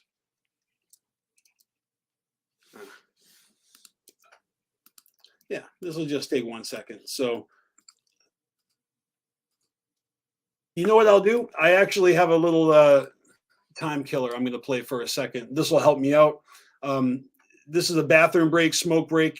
If you want, enjoy the clip. I'll be back in 2 minutes. All right. You know what I'm saying? We're like, yo, fuck that. You know what I'm saying? You know what I'm saying? You know what I'm saying? You know what I'm saying? You know what I'm saying? You know what I'm saying? You know what I'm saying? You know what I'm saying? You know what I'm saying? I got much clown love for the Carnival Spirits crew. You know what I'm saying? I got low love for BeastMaster. You know what I'm saying? I got much clown love for the Carnival Spirits crew. You know what I'm saying? I got low love for Scotty 2 Ball. You know what I'm saying? I got much clown love for the Carnival Spirits crew. You know what I'm saying? I got low love for Roxy Little Box. You know what I'm saying? I got much clown love for the Carnival Spirits crew. You know what I'm saying? I got low love for Kylie Green 2 Fresh. You know what I'm saying? I got much clown love for the Carnival Spirits crew. You know what I'm saying? I got low love for Shanzi. You know what I'm saying? I got much clown love for the Carnival Spirits crew. You know what I'm saying? I got low love for Uncle Sad Fee. You know what I'm saying? I got much clown love for the Carnival Spirits crew. You know what I'm saying? I got low love for Panic 17. You know what I'm saying? I got much clown love for the Carnival Spirits crew. You know what I'm saying? I got low love for Dawn Chaos. You know what I'm saying? I got low love for the Carnival Spirits. You know what I'm saying? You know what I'm saying? You know what I'm saying? You know what I'm saying? You know what I'm saying? You know what I'm saying? Quit saying what I'm saying. Sorry, that's what I say. You know what I'm saying? Stop. Can't help it. It's a fucking unconscious thing. All right, and we are back, and I've got the brackets ready to go. Let me just quick get this message copied. All right.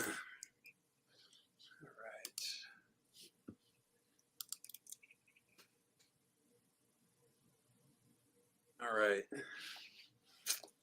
So, what is this? Share screen.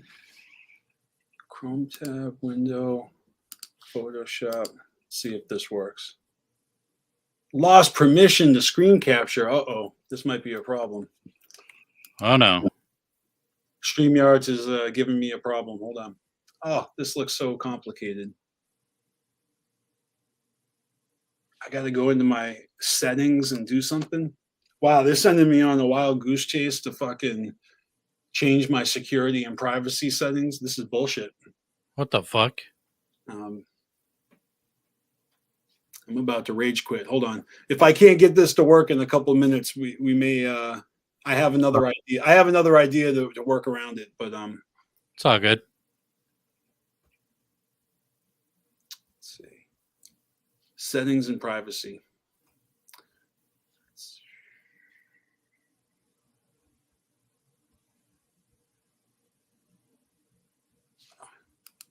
Security. All right, I found it. Security and privacy. All right. Privacy. Here we go.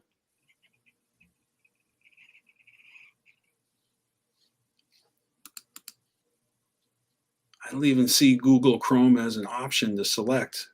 Oh, being a motherfucking pain. Oh,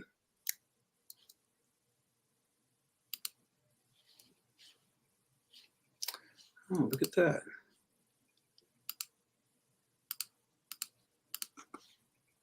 Speech recognition, accessibility. All right.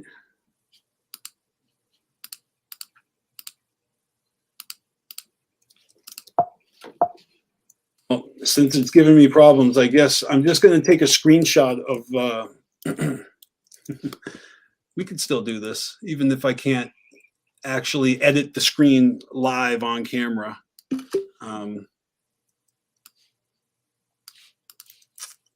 Since it's giving me a problem. Let's see.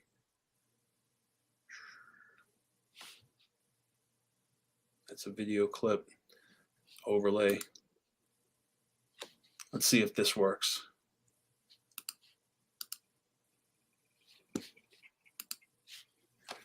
All right, guys, I'm going to show you this bracket.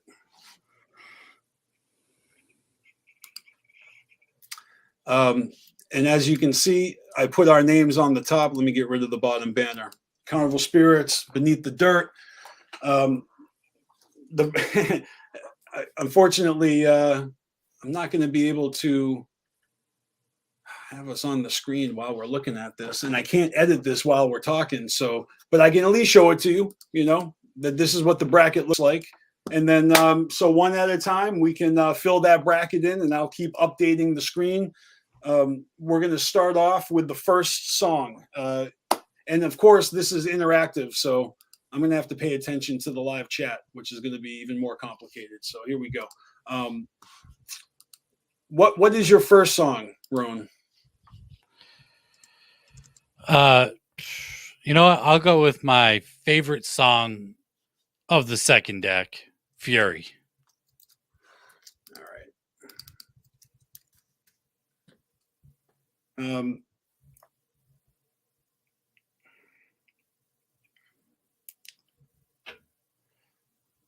Then I'm going to go with, gosh, should we pit songs from the same Joker's card against each other? Is that how we're doing this? Or I'm not really sure. No, we should. It could be whatever. Okay. Well, then instead of going with like my favorite song off of Fearless Fred Fury, I'll go with my favorite song off of Yum Yum Bedlam, which is I'm going to have to say Bitch I'm Fine. All right. All right. So the rules are you guys are going to have 1 minute to vote, and you're voting between Fury off of Fearless Fred Fury, and you're also voting between that and Bitch I'm Fine off of Yum Yum Bedlam. And I'm trying to like update the the screen as quick as possible, and I'm realizing how difficult this is going to be if I have to do this 16 times. But here it is. If you see, oh man, it didn't work. That's the old one. Damn it. Let's see here. Here it is.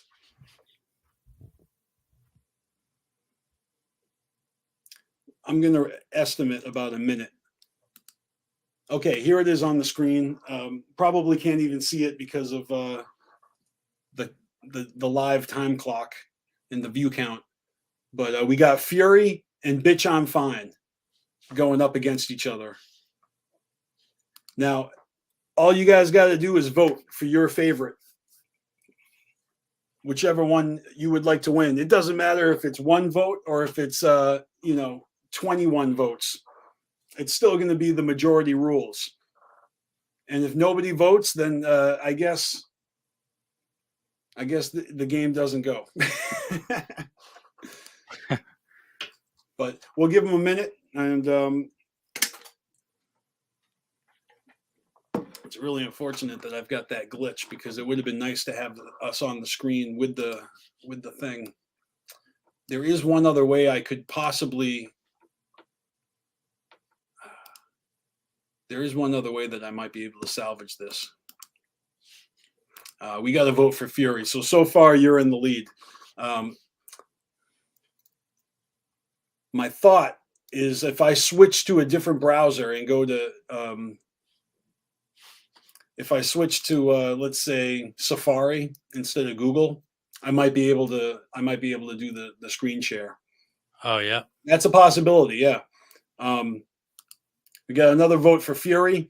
So it's definitely been over a minute. I'm gonna just call it and say that Fury is the winner. All right. Did I really close that? Oh man.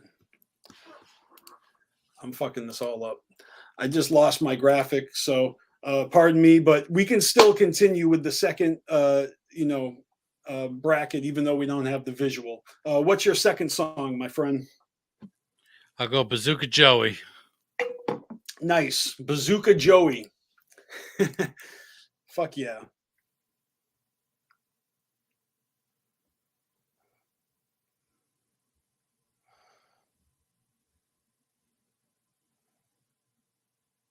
God damn.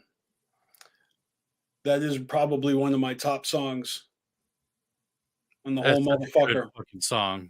On the whole motherfucker. But a strong contender against Bazooka Joey is this banger off of Bang Pow Boom, To Catch a Predator. Mm. They're both fucking head nodders, you know what I mean? Both are dope ass tracks. So I'm gonna say right now, we'll put Bazooka Joey up against To Catch a Predator for the second bracket. Put about a minute and we'll check the comments. I'm fixing the graphics. I accidentally deleted everything I just did, so I had to like re-delete all these things. It's all good.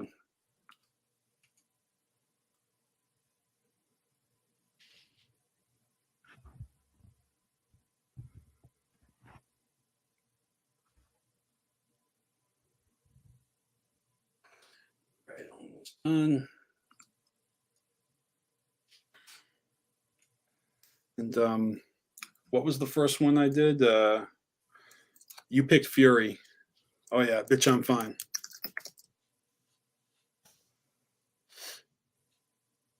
All right, you guys got like 17 seconds for pencils down. All right.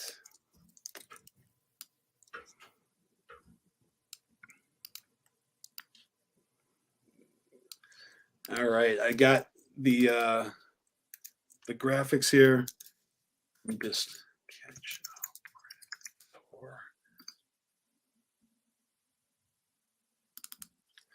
And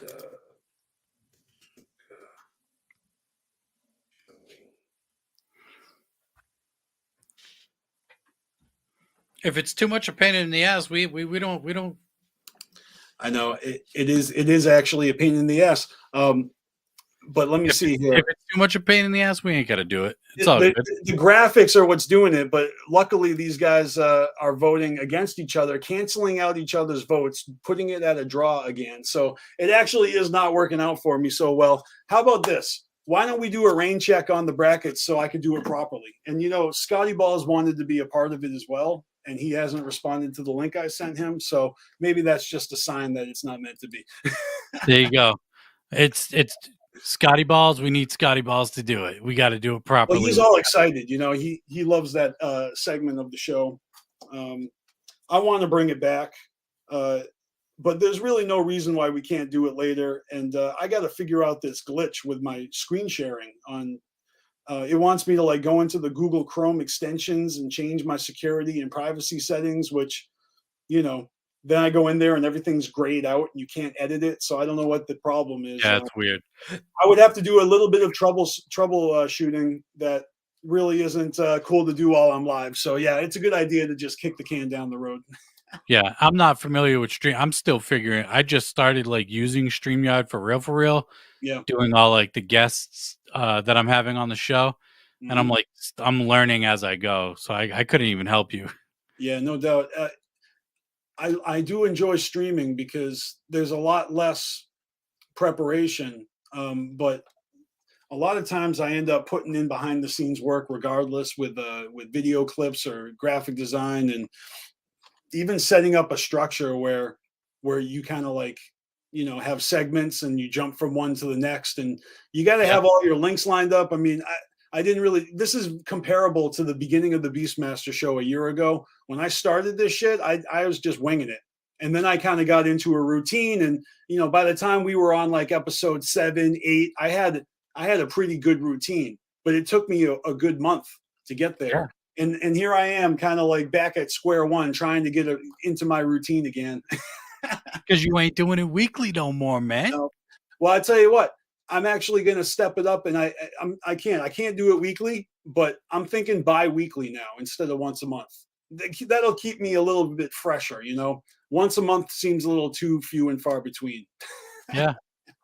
It was dope watching you put out go on that grind that you went on last year. I was like, all right, this is fucking fresh. I could have done it, for the whole year. I just took some time off at the end of the year, but all the people that I had lined up to be as guests at the end of last year, most of them are still down to do it. I talked to a few people at Juggalo Weekend that were down to be guests, so I did a little networking while I was out there, and so there's a few special guests that you'll see later this year on the show that are a result of me chopping it up at Juggalo Weekend. So I'm super proud of that. That because there's some ninjas out there, they're doing their thing, and I don't necessarily like interact with them, but then I see them at a show and I just couldn't help myself. I'm like, you guys are fucking grinding.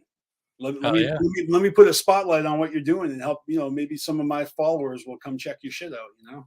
Fuck yeah, that's dope. That's dope. So, shout out to all the Twitch streamers. There's a ton of them. There's a big Juggalo presence on Twitch. Shout out to Juggalos versus everybody, who's kind of like, helping I guess network with everybody. It's pretty cool. I myself am not a gamer, but that is the name of the game on Twitch. Motherfuckers love live streaming their gameplays, and there's a million games to play, so there's really no lack of content in that field. I see why people are drawn to it, especially if you're addicted to playing games. Why not fucking, turn it into a fucking show? Podcasts are getting more popular on Twitch, though.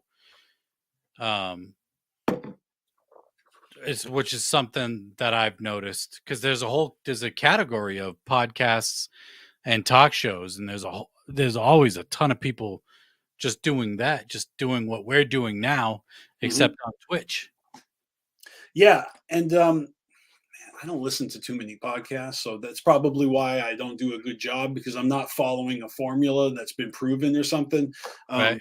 But I do know that I can go live for like 3, 4, or 5 hours, and buried within that live stream are like these gems. Right. If I ever wanted to go back and comb the back catalog, I would find some crazy fresh stuff. For sure, it's there.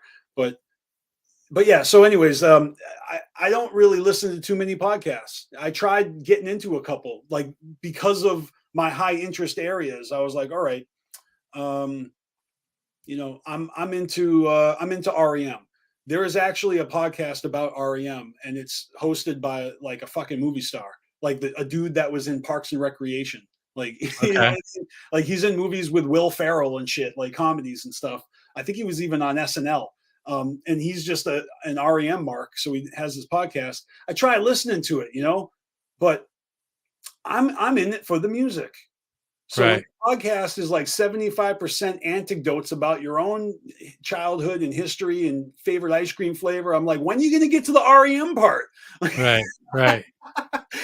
That's not what I came here for. Right. Yeah. I like listening to, like, as far as podcasts go, like, just funny, silly shit. Like while I'm at work, because I can't really listen to music because I still have to like hear shit that's going on while at work. Like, so listening to people talk, I could still hear shit going on around me. Whereas music, I'm just gonna be so invested into the music, I can't hear anything else. It's dialogue. It's not like, bass and treble and Right. harmonies and screaming over anything else that's happening. Yeah, Right. I get that. I'm in a position where I could delve into some podcasts if I knew which ones would, interest me. I've spent some time listening to like some folklore podcasts, murder history stuff. There was some informational, like, fun facts, and a few movie centric podcasts where they're analyzing like, their favorite movies, my favorite movies. But that was kind of a phase, that's like watching a TV show. And then I got bored with that show, stopped doing it. Right. I'm more interested in checking out like an artist's full body of work. And I think, who were we just talking about recently? Kendrick Lamar. Yeah. He's on my list of people to do a back catalog, listen, just listen to everything he's put out in order and just soak it in and really see what he's all about. I don't know. I did that recently with Atmosphere. You familiar with Oh yeah, I love Atmosphere. It's like I've been a huge fan of Atmospheres for years, and I've been listening to the new shit, but I never actually heard his old albums. I mean, I heard like all those Sad Clown mixtapes or whatever. Those aren't even on Spotify, I think. So, but besides those, I just checked out. I listened to every Atmosphere album in order. It took me 2 nights, however long, per night. Yep. But I was impressed. Like, that dude has a solid fucking body of work under his belt, man. It's fucking cool. God Loves Ugly is a fucking classic. That seems to be like, the riddle box of his, like everyone fucking goes back to that. I remember the one that was new when I was introduced to him was the When Life Gives You Lemons or something. I love that album, man. That's such a good album. Yeah. When his name came up, it was because that was it was like, yo, check out the new Atmosphere. And I'm like, who's that? I didn't know. Yep. I actually saw Atmosphere live when they were touring for that album, for the When Life Gives You Lemons album. Nice. Yeah. So when he released music after the fact, I would check it out. I would check out his releases. So Atmosphere is 2 guys. Yeah, Slug and is it the producer and the MC, right? Yep. Did it used to be more than that? It seems like the first Atmosphere album was like more than just Slug. Like there was other rappers. Yeah. They had features on the album, but it was Slug, and I can't remember the fucking dude's name, but it was 3 guys in the group, 2 rappers and then Ant, the producer. I tell you this. Who was a mad underrated producer. Well, the production is incredible. Atmosphere is my type of music. I've always liked that dude's his flow, yes, but also the content, like the lyrical content. It's not necessarily like wicked shit, but it's also not straightforward at all, like right. I really like that type of I get that from certain artists. Like, again, I'm a huge REM mark, and a lot of Michael Stipe's songs are cryptic. They're not straightforward. You need to read into them, and if you do research, like there's so many layers and shit. And I feel like Atmosphere does that with their songs. Yeah, Slug is just such a good rapper, storyteller, all that shit, man. He's really. I could make one joke, like they're so good, like I don't even know I couldn't put them down in any way, but it did seem like in the last few albums he kept rhyming the word puzzle. I'm like, really? Again with I don't know. I just like, damn, Slug loves rhyming the word puzzle. He drops that fucking once in every album or something. Funny. I've kind of fell off with the last few albums, to be honest, but I love a lot of their early work. Yeah, well, especially. the new one I heard because they were dropping singles, so I feel like I heard half of that album as they were getting released, you know, on various Fridays throughout the year last year. But now it's a full length album, and it's got some bonus tracks. You know how it is. Yep. You get your album, and then there's a re-release. It's just an excuse to sell it again with a couple more tracks. Right. ICP ain't the only ones doing that shit. Like, No. Oh no. Everybody's doing that shit now. it's so Kendrick Lamar is on my list to do a deep dive. Who else do you recommend?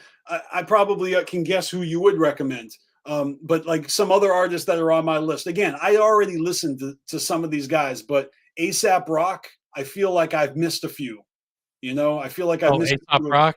Yeah, I've heard a lot of his stuff, and some of his collabs and shit are, you know, like projects, you know, like under different names. But I don't think I've heard everything has to offer, and I'm curious, you know, like how he evolved, or if he's always just been the same. A$AP Rock. I'm not huge into A$AP, but he's known as having the biggest vocabulary in hip hop. Yeah, exactly. Yeah. I can't lie. I like that shit. That shit makes my rhymes feel normal because my shit's a little, you know, vague and poetic, and you know, I take certain liberties and miss. Not only do I use ungrammatical sentences sometimes, it's, you know, I make, you know what I mean? That's all from my influences. Like that's from being a huge Michael Stipe mark. Right. You know? If you were to ask me what's his best album, I wouldn't know.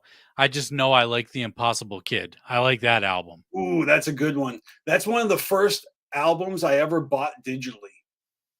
Oh, okay. Like I wasn't buying digital music at all, but I bought that on Apple, on iTunes or whatever. That's a good album, man.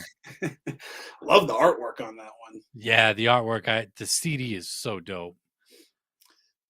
The videos. He also put out a string of really dope videos for those songs. I don't know if you've seen those with the neon shit and the bunnies. No, I didn't know. Sometimes I feel like the video and the song go hand in hand. Like you really need to see that shit to get whatever the fuck the full experience is that he. Right. You know, like, I mean, he's almost like a cross between the super bad kid and like Lady Gaga, you know? Right.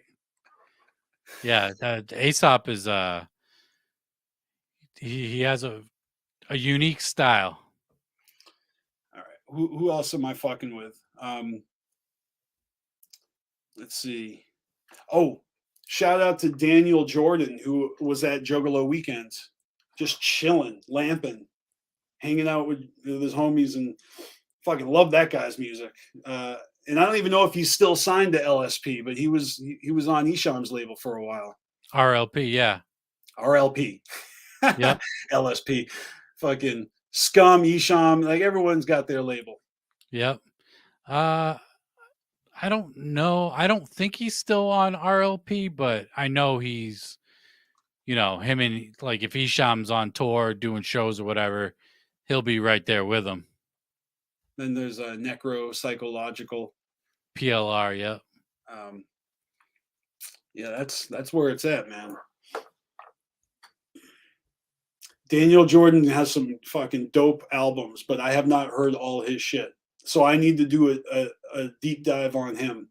I bet I'll enjoy it because that dude's got he's got bars. I'm not familiar with his music. I've checked out a few of some of his like newer stuff, but I'm just not super familiar with everything that he's done. You know, last year I was like listening to every Friday when Spotify had the music radar button would update. And so out of all the artists that I follow, it would show me all the new music by them that came out that Friday. And I used to go through it every week. And, you know, I don't, it's not a part of the show anymore, but I still do that. That's how I keep up with the new music. Yeah. And then I click over to the actual new music tab, and that's where I see all the mainstream stuff, and that's where I see like the new Kanye West Game song, which was pretty good. But I digress. You know, I've seen a lot of new shit pop up, like this guy Echo. He's just been fucking pumping out songs, loving his shit. He's working with everybody. Checkmate, another dude that he's been on my radar, and I've been just loving all his new shit.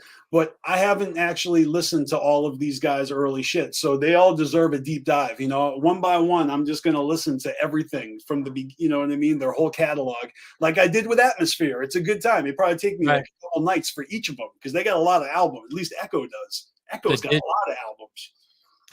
The digital age of music is a blessing and a curse because it's awesome because you got everything at your fingertips. It's a curse because you got everything at your fingertips. It's so hard to keep up with everything. I think it was easier to pick a song or an album to listen to when you had to finger through all of the cassette tapes or the CDs. Right. When the act of scrolling, you know, just on that digital thing, that digital thing, it's unlimited. It's infinite. You know, so Yep. I find myself scrolling for like 20 minutes. Like I'm that dude sitting there flipping channels, not watching anything. I could have gotten a whole episode of like Family Guy, or you know, instead I'm just sitting here flipping, right, flipping, right, flipping. right. Just looking for something when you could be watching something. Yeah. So to get out of that, like I usually find myself making playlists, you know. So I will spend all that time flipping, but I'll do it for like 5 hours, and I set myself up for the week, for the month, and it's so quick and easy. Like whatever mood I'm in, I jump into a playlist, hit shuffle, and I'm good to go. I know that this is like 2 hours of this kind of music, or you know, 5 hours of all this music in the shuffle. Yeah, I go nutty with my playlists. I got these dope playlists of each decade, going all the way back to the 50s and 60s. You know, I don't want to hear too much music, but from that old, but it would just, I'm just curious, like how much music do I remember from childhood? So if there was a song that like, oh, I remember hearing that and I liked it growing up, I put it on the playlist and I just built it up. Right. Yeah. Songs in the 60s, that's when shit started getting good. You know, that's when the Beach Boys started fucking banging, and right. And I put them in chronological order. So I'm looking at all the music that ever came out in the order it came out. And I'm just imagining in my head what it would be like to be alive back then and be like, oh, this is the new Led Zeppelin, and oh, this is the new Rolling Stones, and this is the new whatever, Neil Young, you know, just right. It's the new James Brown. Yeah. And so I got a playlist for every decade. You know, I really resonate with a lot of that stuff from the 60s and the 70s and the 80s, man. Like, you know, the hits, Duran's hits are in that playlist because, and not all of them. I don't think Reno, it wasn't my favorite song, but Hungry Like the Wolf, definitely in my playlist of nostalgia from growing up. And oh boy, when you get into the 90s, well, shit, man, the music you fall in love with when you're a teenager is usually the shit that sticks with you for life. And it's crazy, like the way that my taste, like I opened up and just started listening to a ton of music in the 90s, you know? Yeah. And I think, you know, everyone has their own perspective of, you know, music from the 2000s and, you know, from what we can remember, you know, what was actually popular back then. Right. It's amusing because nowadays we all think differently about these people, the Britney Spears and the Fred Durst of this world. A lot of stuff, a lot of crazy shit, all different genres and stuff. In 2000, the turn of the millennium, like what was your favorite shit back then besides ICP? Because I was still holding on to bands that were like past their prime. I was still liking like Aerosmith and Def Leppard and REM. No one gave a fuck about them anymore. You know what I mean? Like I felt like, all right, like other bands are popular. Yeah, even the Red Hot Chili Peppers were like not on top anymore. Like they were old news now. Yeah. I'll be honest, from like 98 to 2001, it was nothing but ICP and Twisted. Literally just nothing but that. It really did take over for me around 98, and it didn't let go. It was a stranglehold all the way up until the Wraith came out, you know? Yeah, I'm trying to think of like albums that came out at that time, but like no, it's hard for me. I wasn't listening to shit either. I was all about Psychopathic. Like, yeah, if my favorite band released an album, I'd buy it, you know? And it's like they're not even charting and shit, but they're just like the bands I grew up with, so I still supported them. Yeah, I'm trying to remember like I like when like 2001, 2002 came around, that's when I started going back and like, oh, these guys put out an album that I never checked out because I was too busy fucking listening to Great Malenko for the 1700th time. You know what I mean? Right. Yeah, I look back, all my favorite bands like Alice Cooper, Tom Petty, Beck was putting out dope music back then. The Mighty Mighty Boss Stones have some bangers from that era.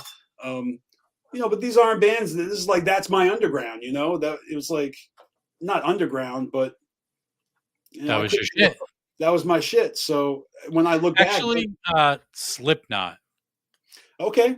Yeah. So I wasn't really listening to Slipknot was like the one band that I would mix in with like Psychopathic shit at that time. Their debut album and then Iowa, it was like, God damn. Yeah, absolutely. I admittedly was not into Slipknot, so I was sleeping on them, Yeah, I still love Slipknot to this day. They've gone through some changes. Did they lose a member? Didn't somebody pass away? Yeah, Paul Gray. Rest in peace, Paul Gray. He died. I know they've had some artists come and go, but I'll tell you this: I seen them live, and they killed it. Okay, they're fucking nasty. No shade on Slipknot. Maybe there's been a history of shade. I might have talked shit about them back in the day, like because I didn't give a fuck. But they were awesome live, and I used to sleep on Slipknot. Yeah. Slipknot. Yeah, at that time, that was probably like the one band I was listening to besides ICP and Twisted. It's just crazy, like when I think back of like how that shit just consumed my life for like 2-3 years. Right. And that's all I fucking listened to. They had a really good track record there. The releases were just stellar.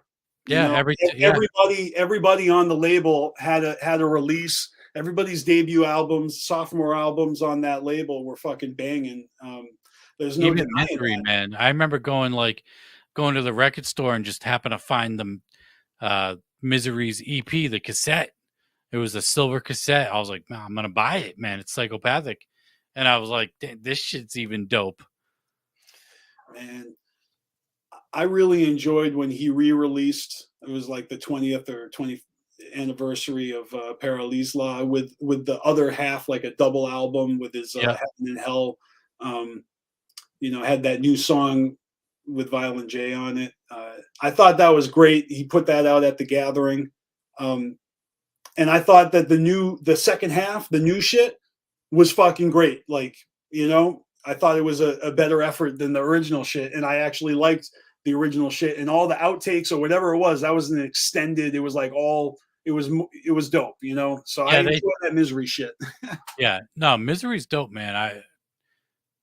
I've always said that. Even after he left Psychopathic and he put out, the Four Faces of Misery, the Bad Influence album, all that shit, man, was really good. I have some of those CDs, and they're really fucking good.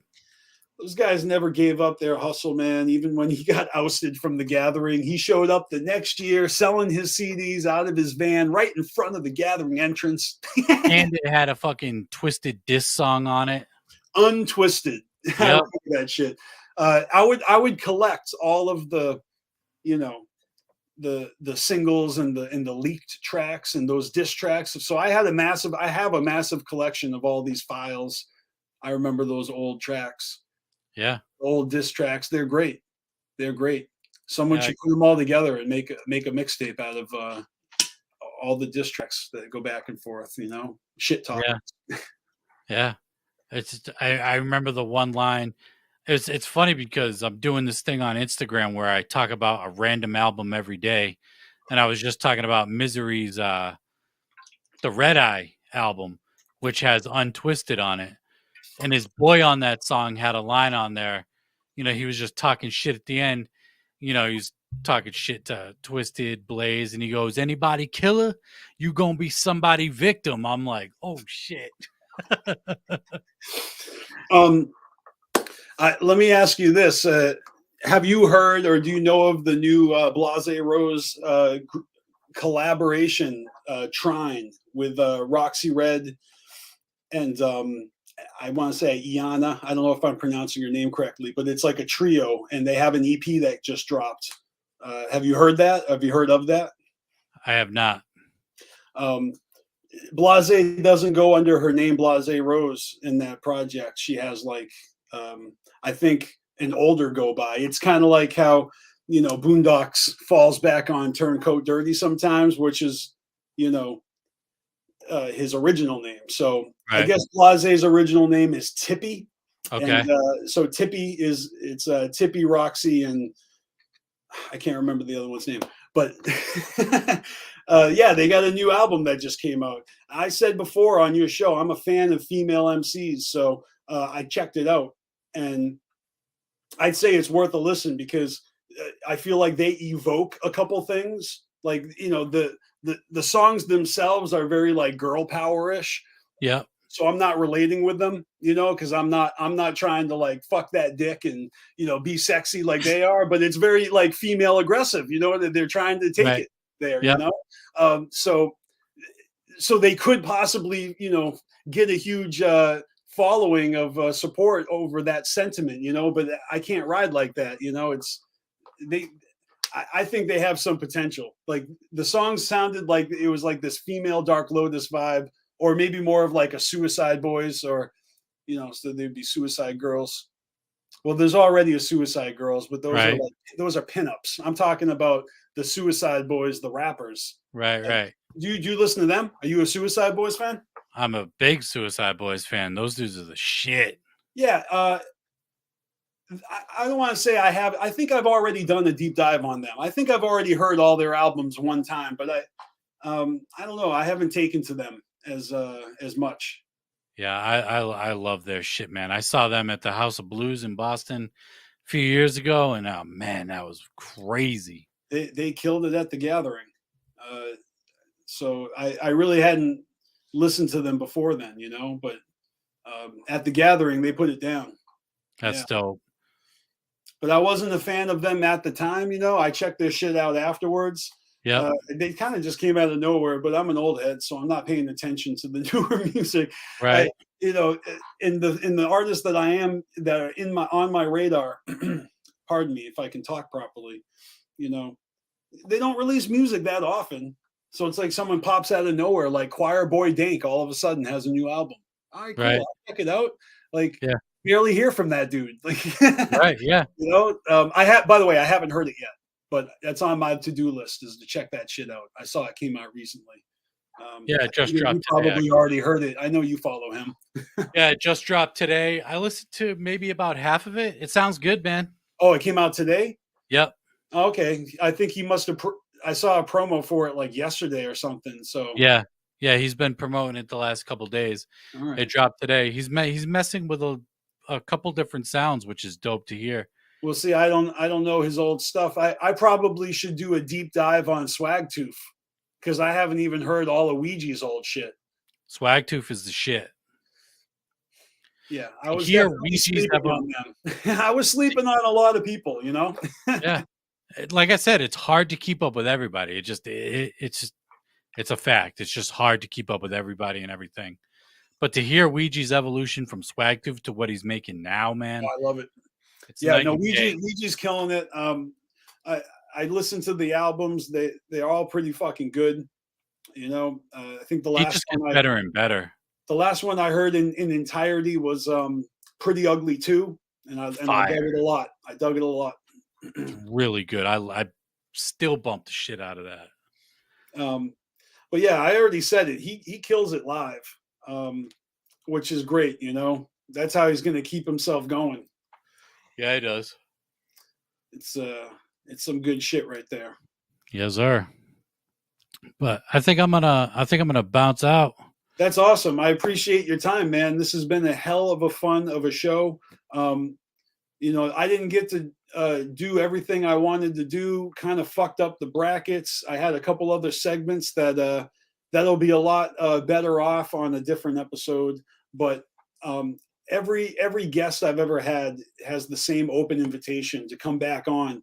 So, my man, if you're ever interested, you have 15, 20 minutes to kill on a Friday night. You're welcome to jump on if I'm live, because I'm probably going to do this like every other week. I'm down, man. I tell you all the time, but I really enjoy kicking it with you. It's just always super fun. Hell yeah, man. I appreciate you.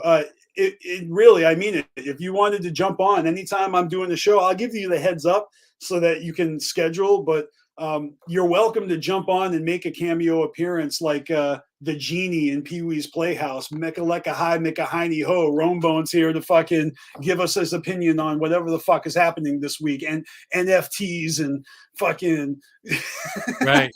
all sorts of crazy bullshit. Like, I appreciate the offer, man. Super but dope, yeah, man. the offer is out there, and really, like, anytime.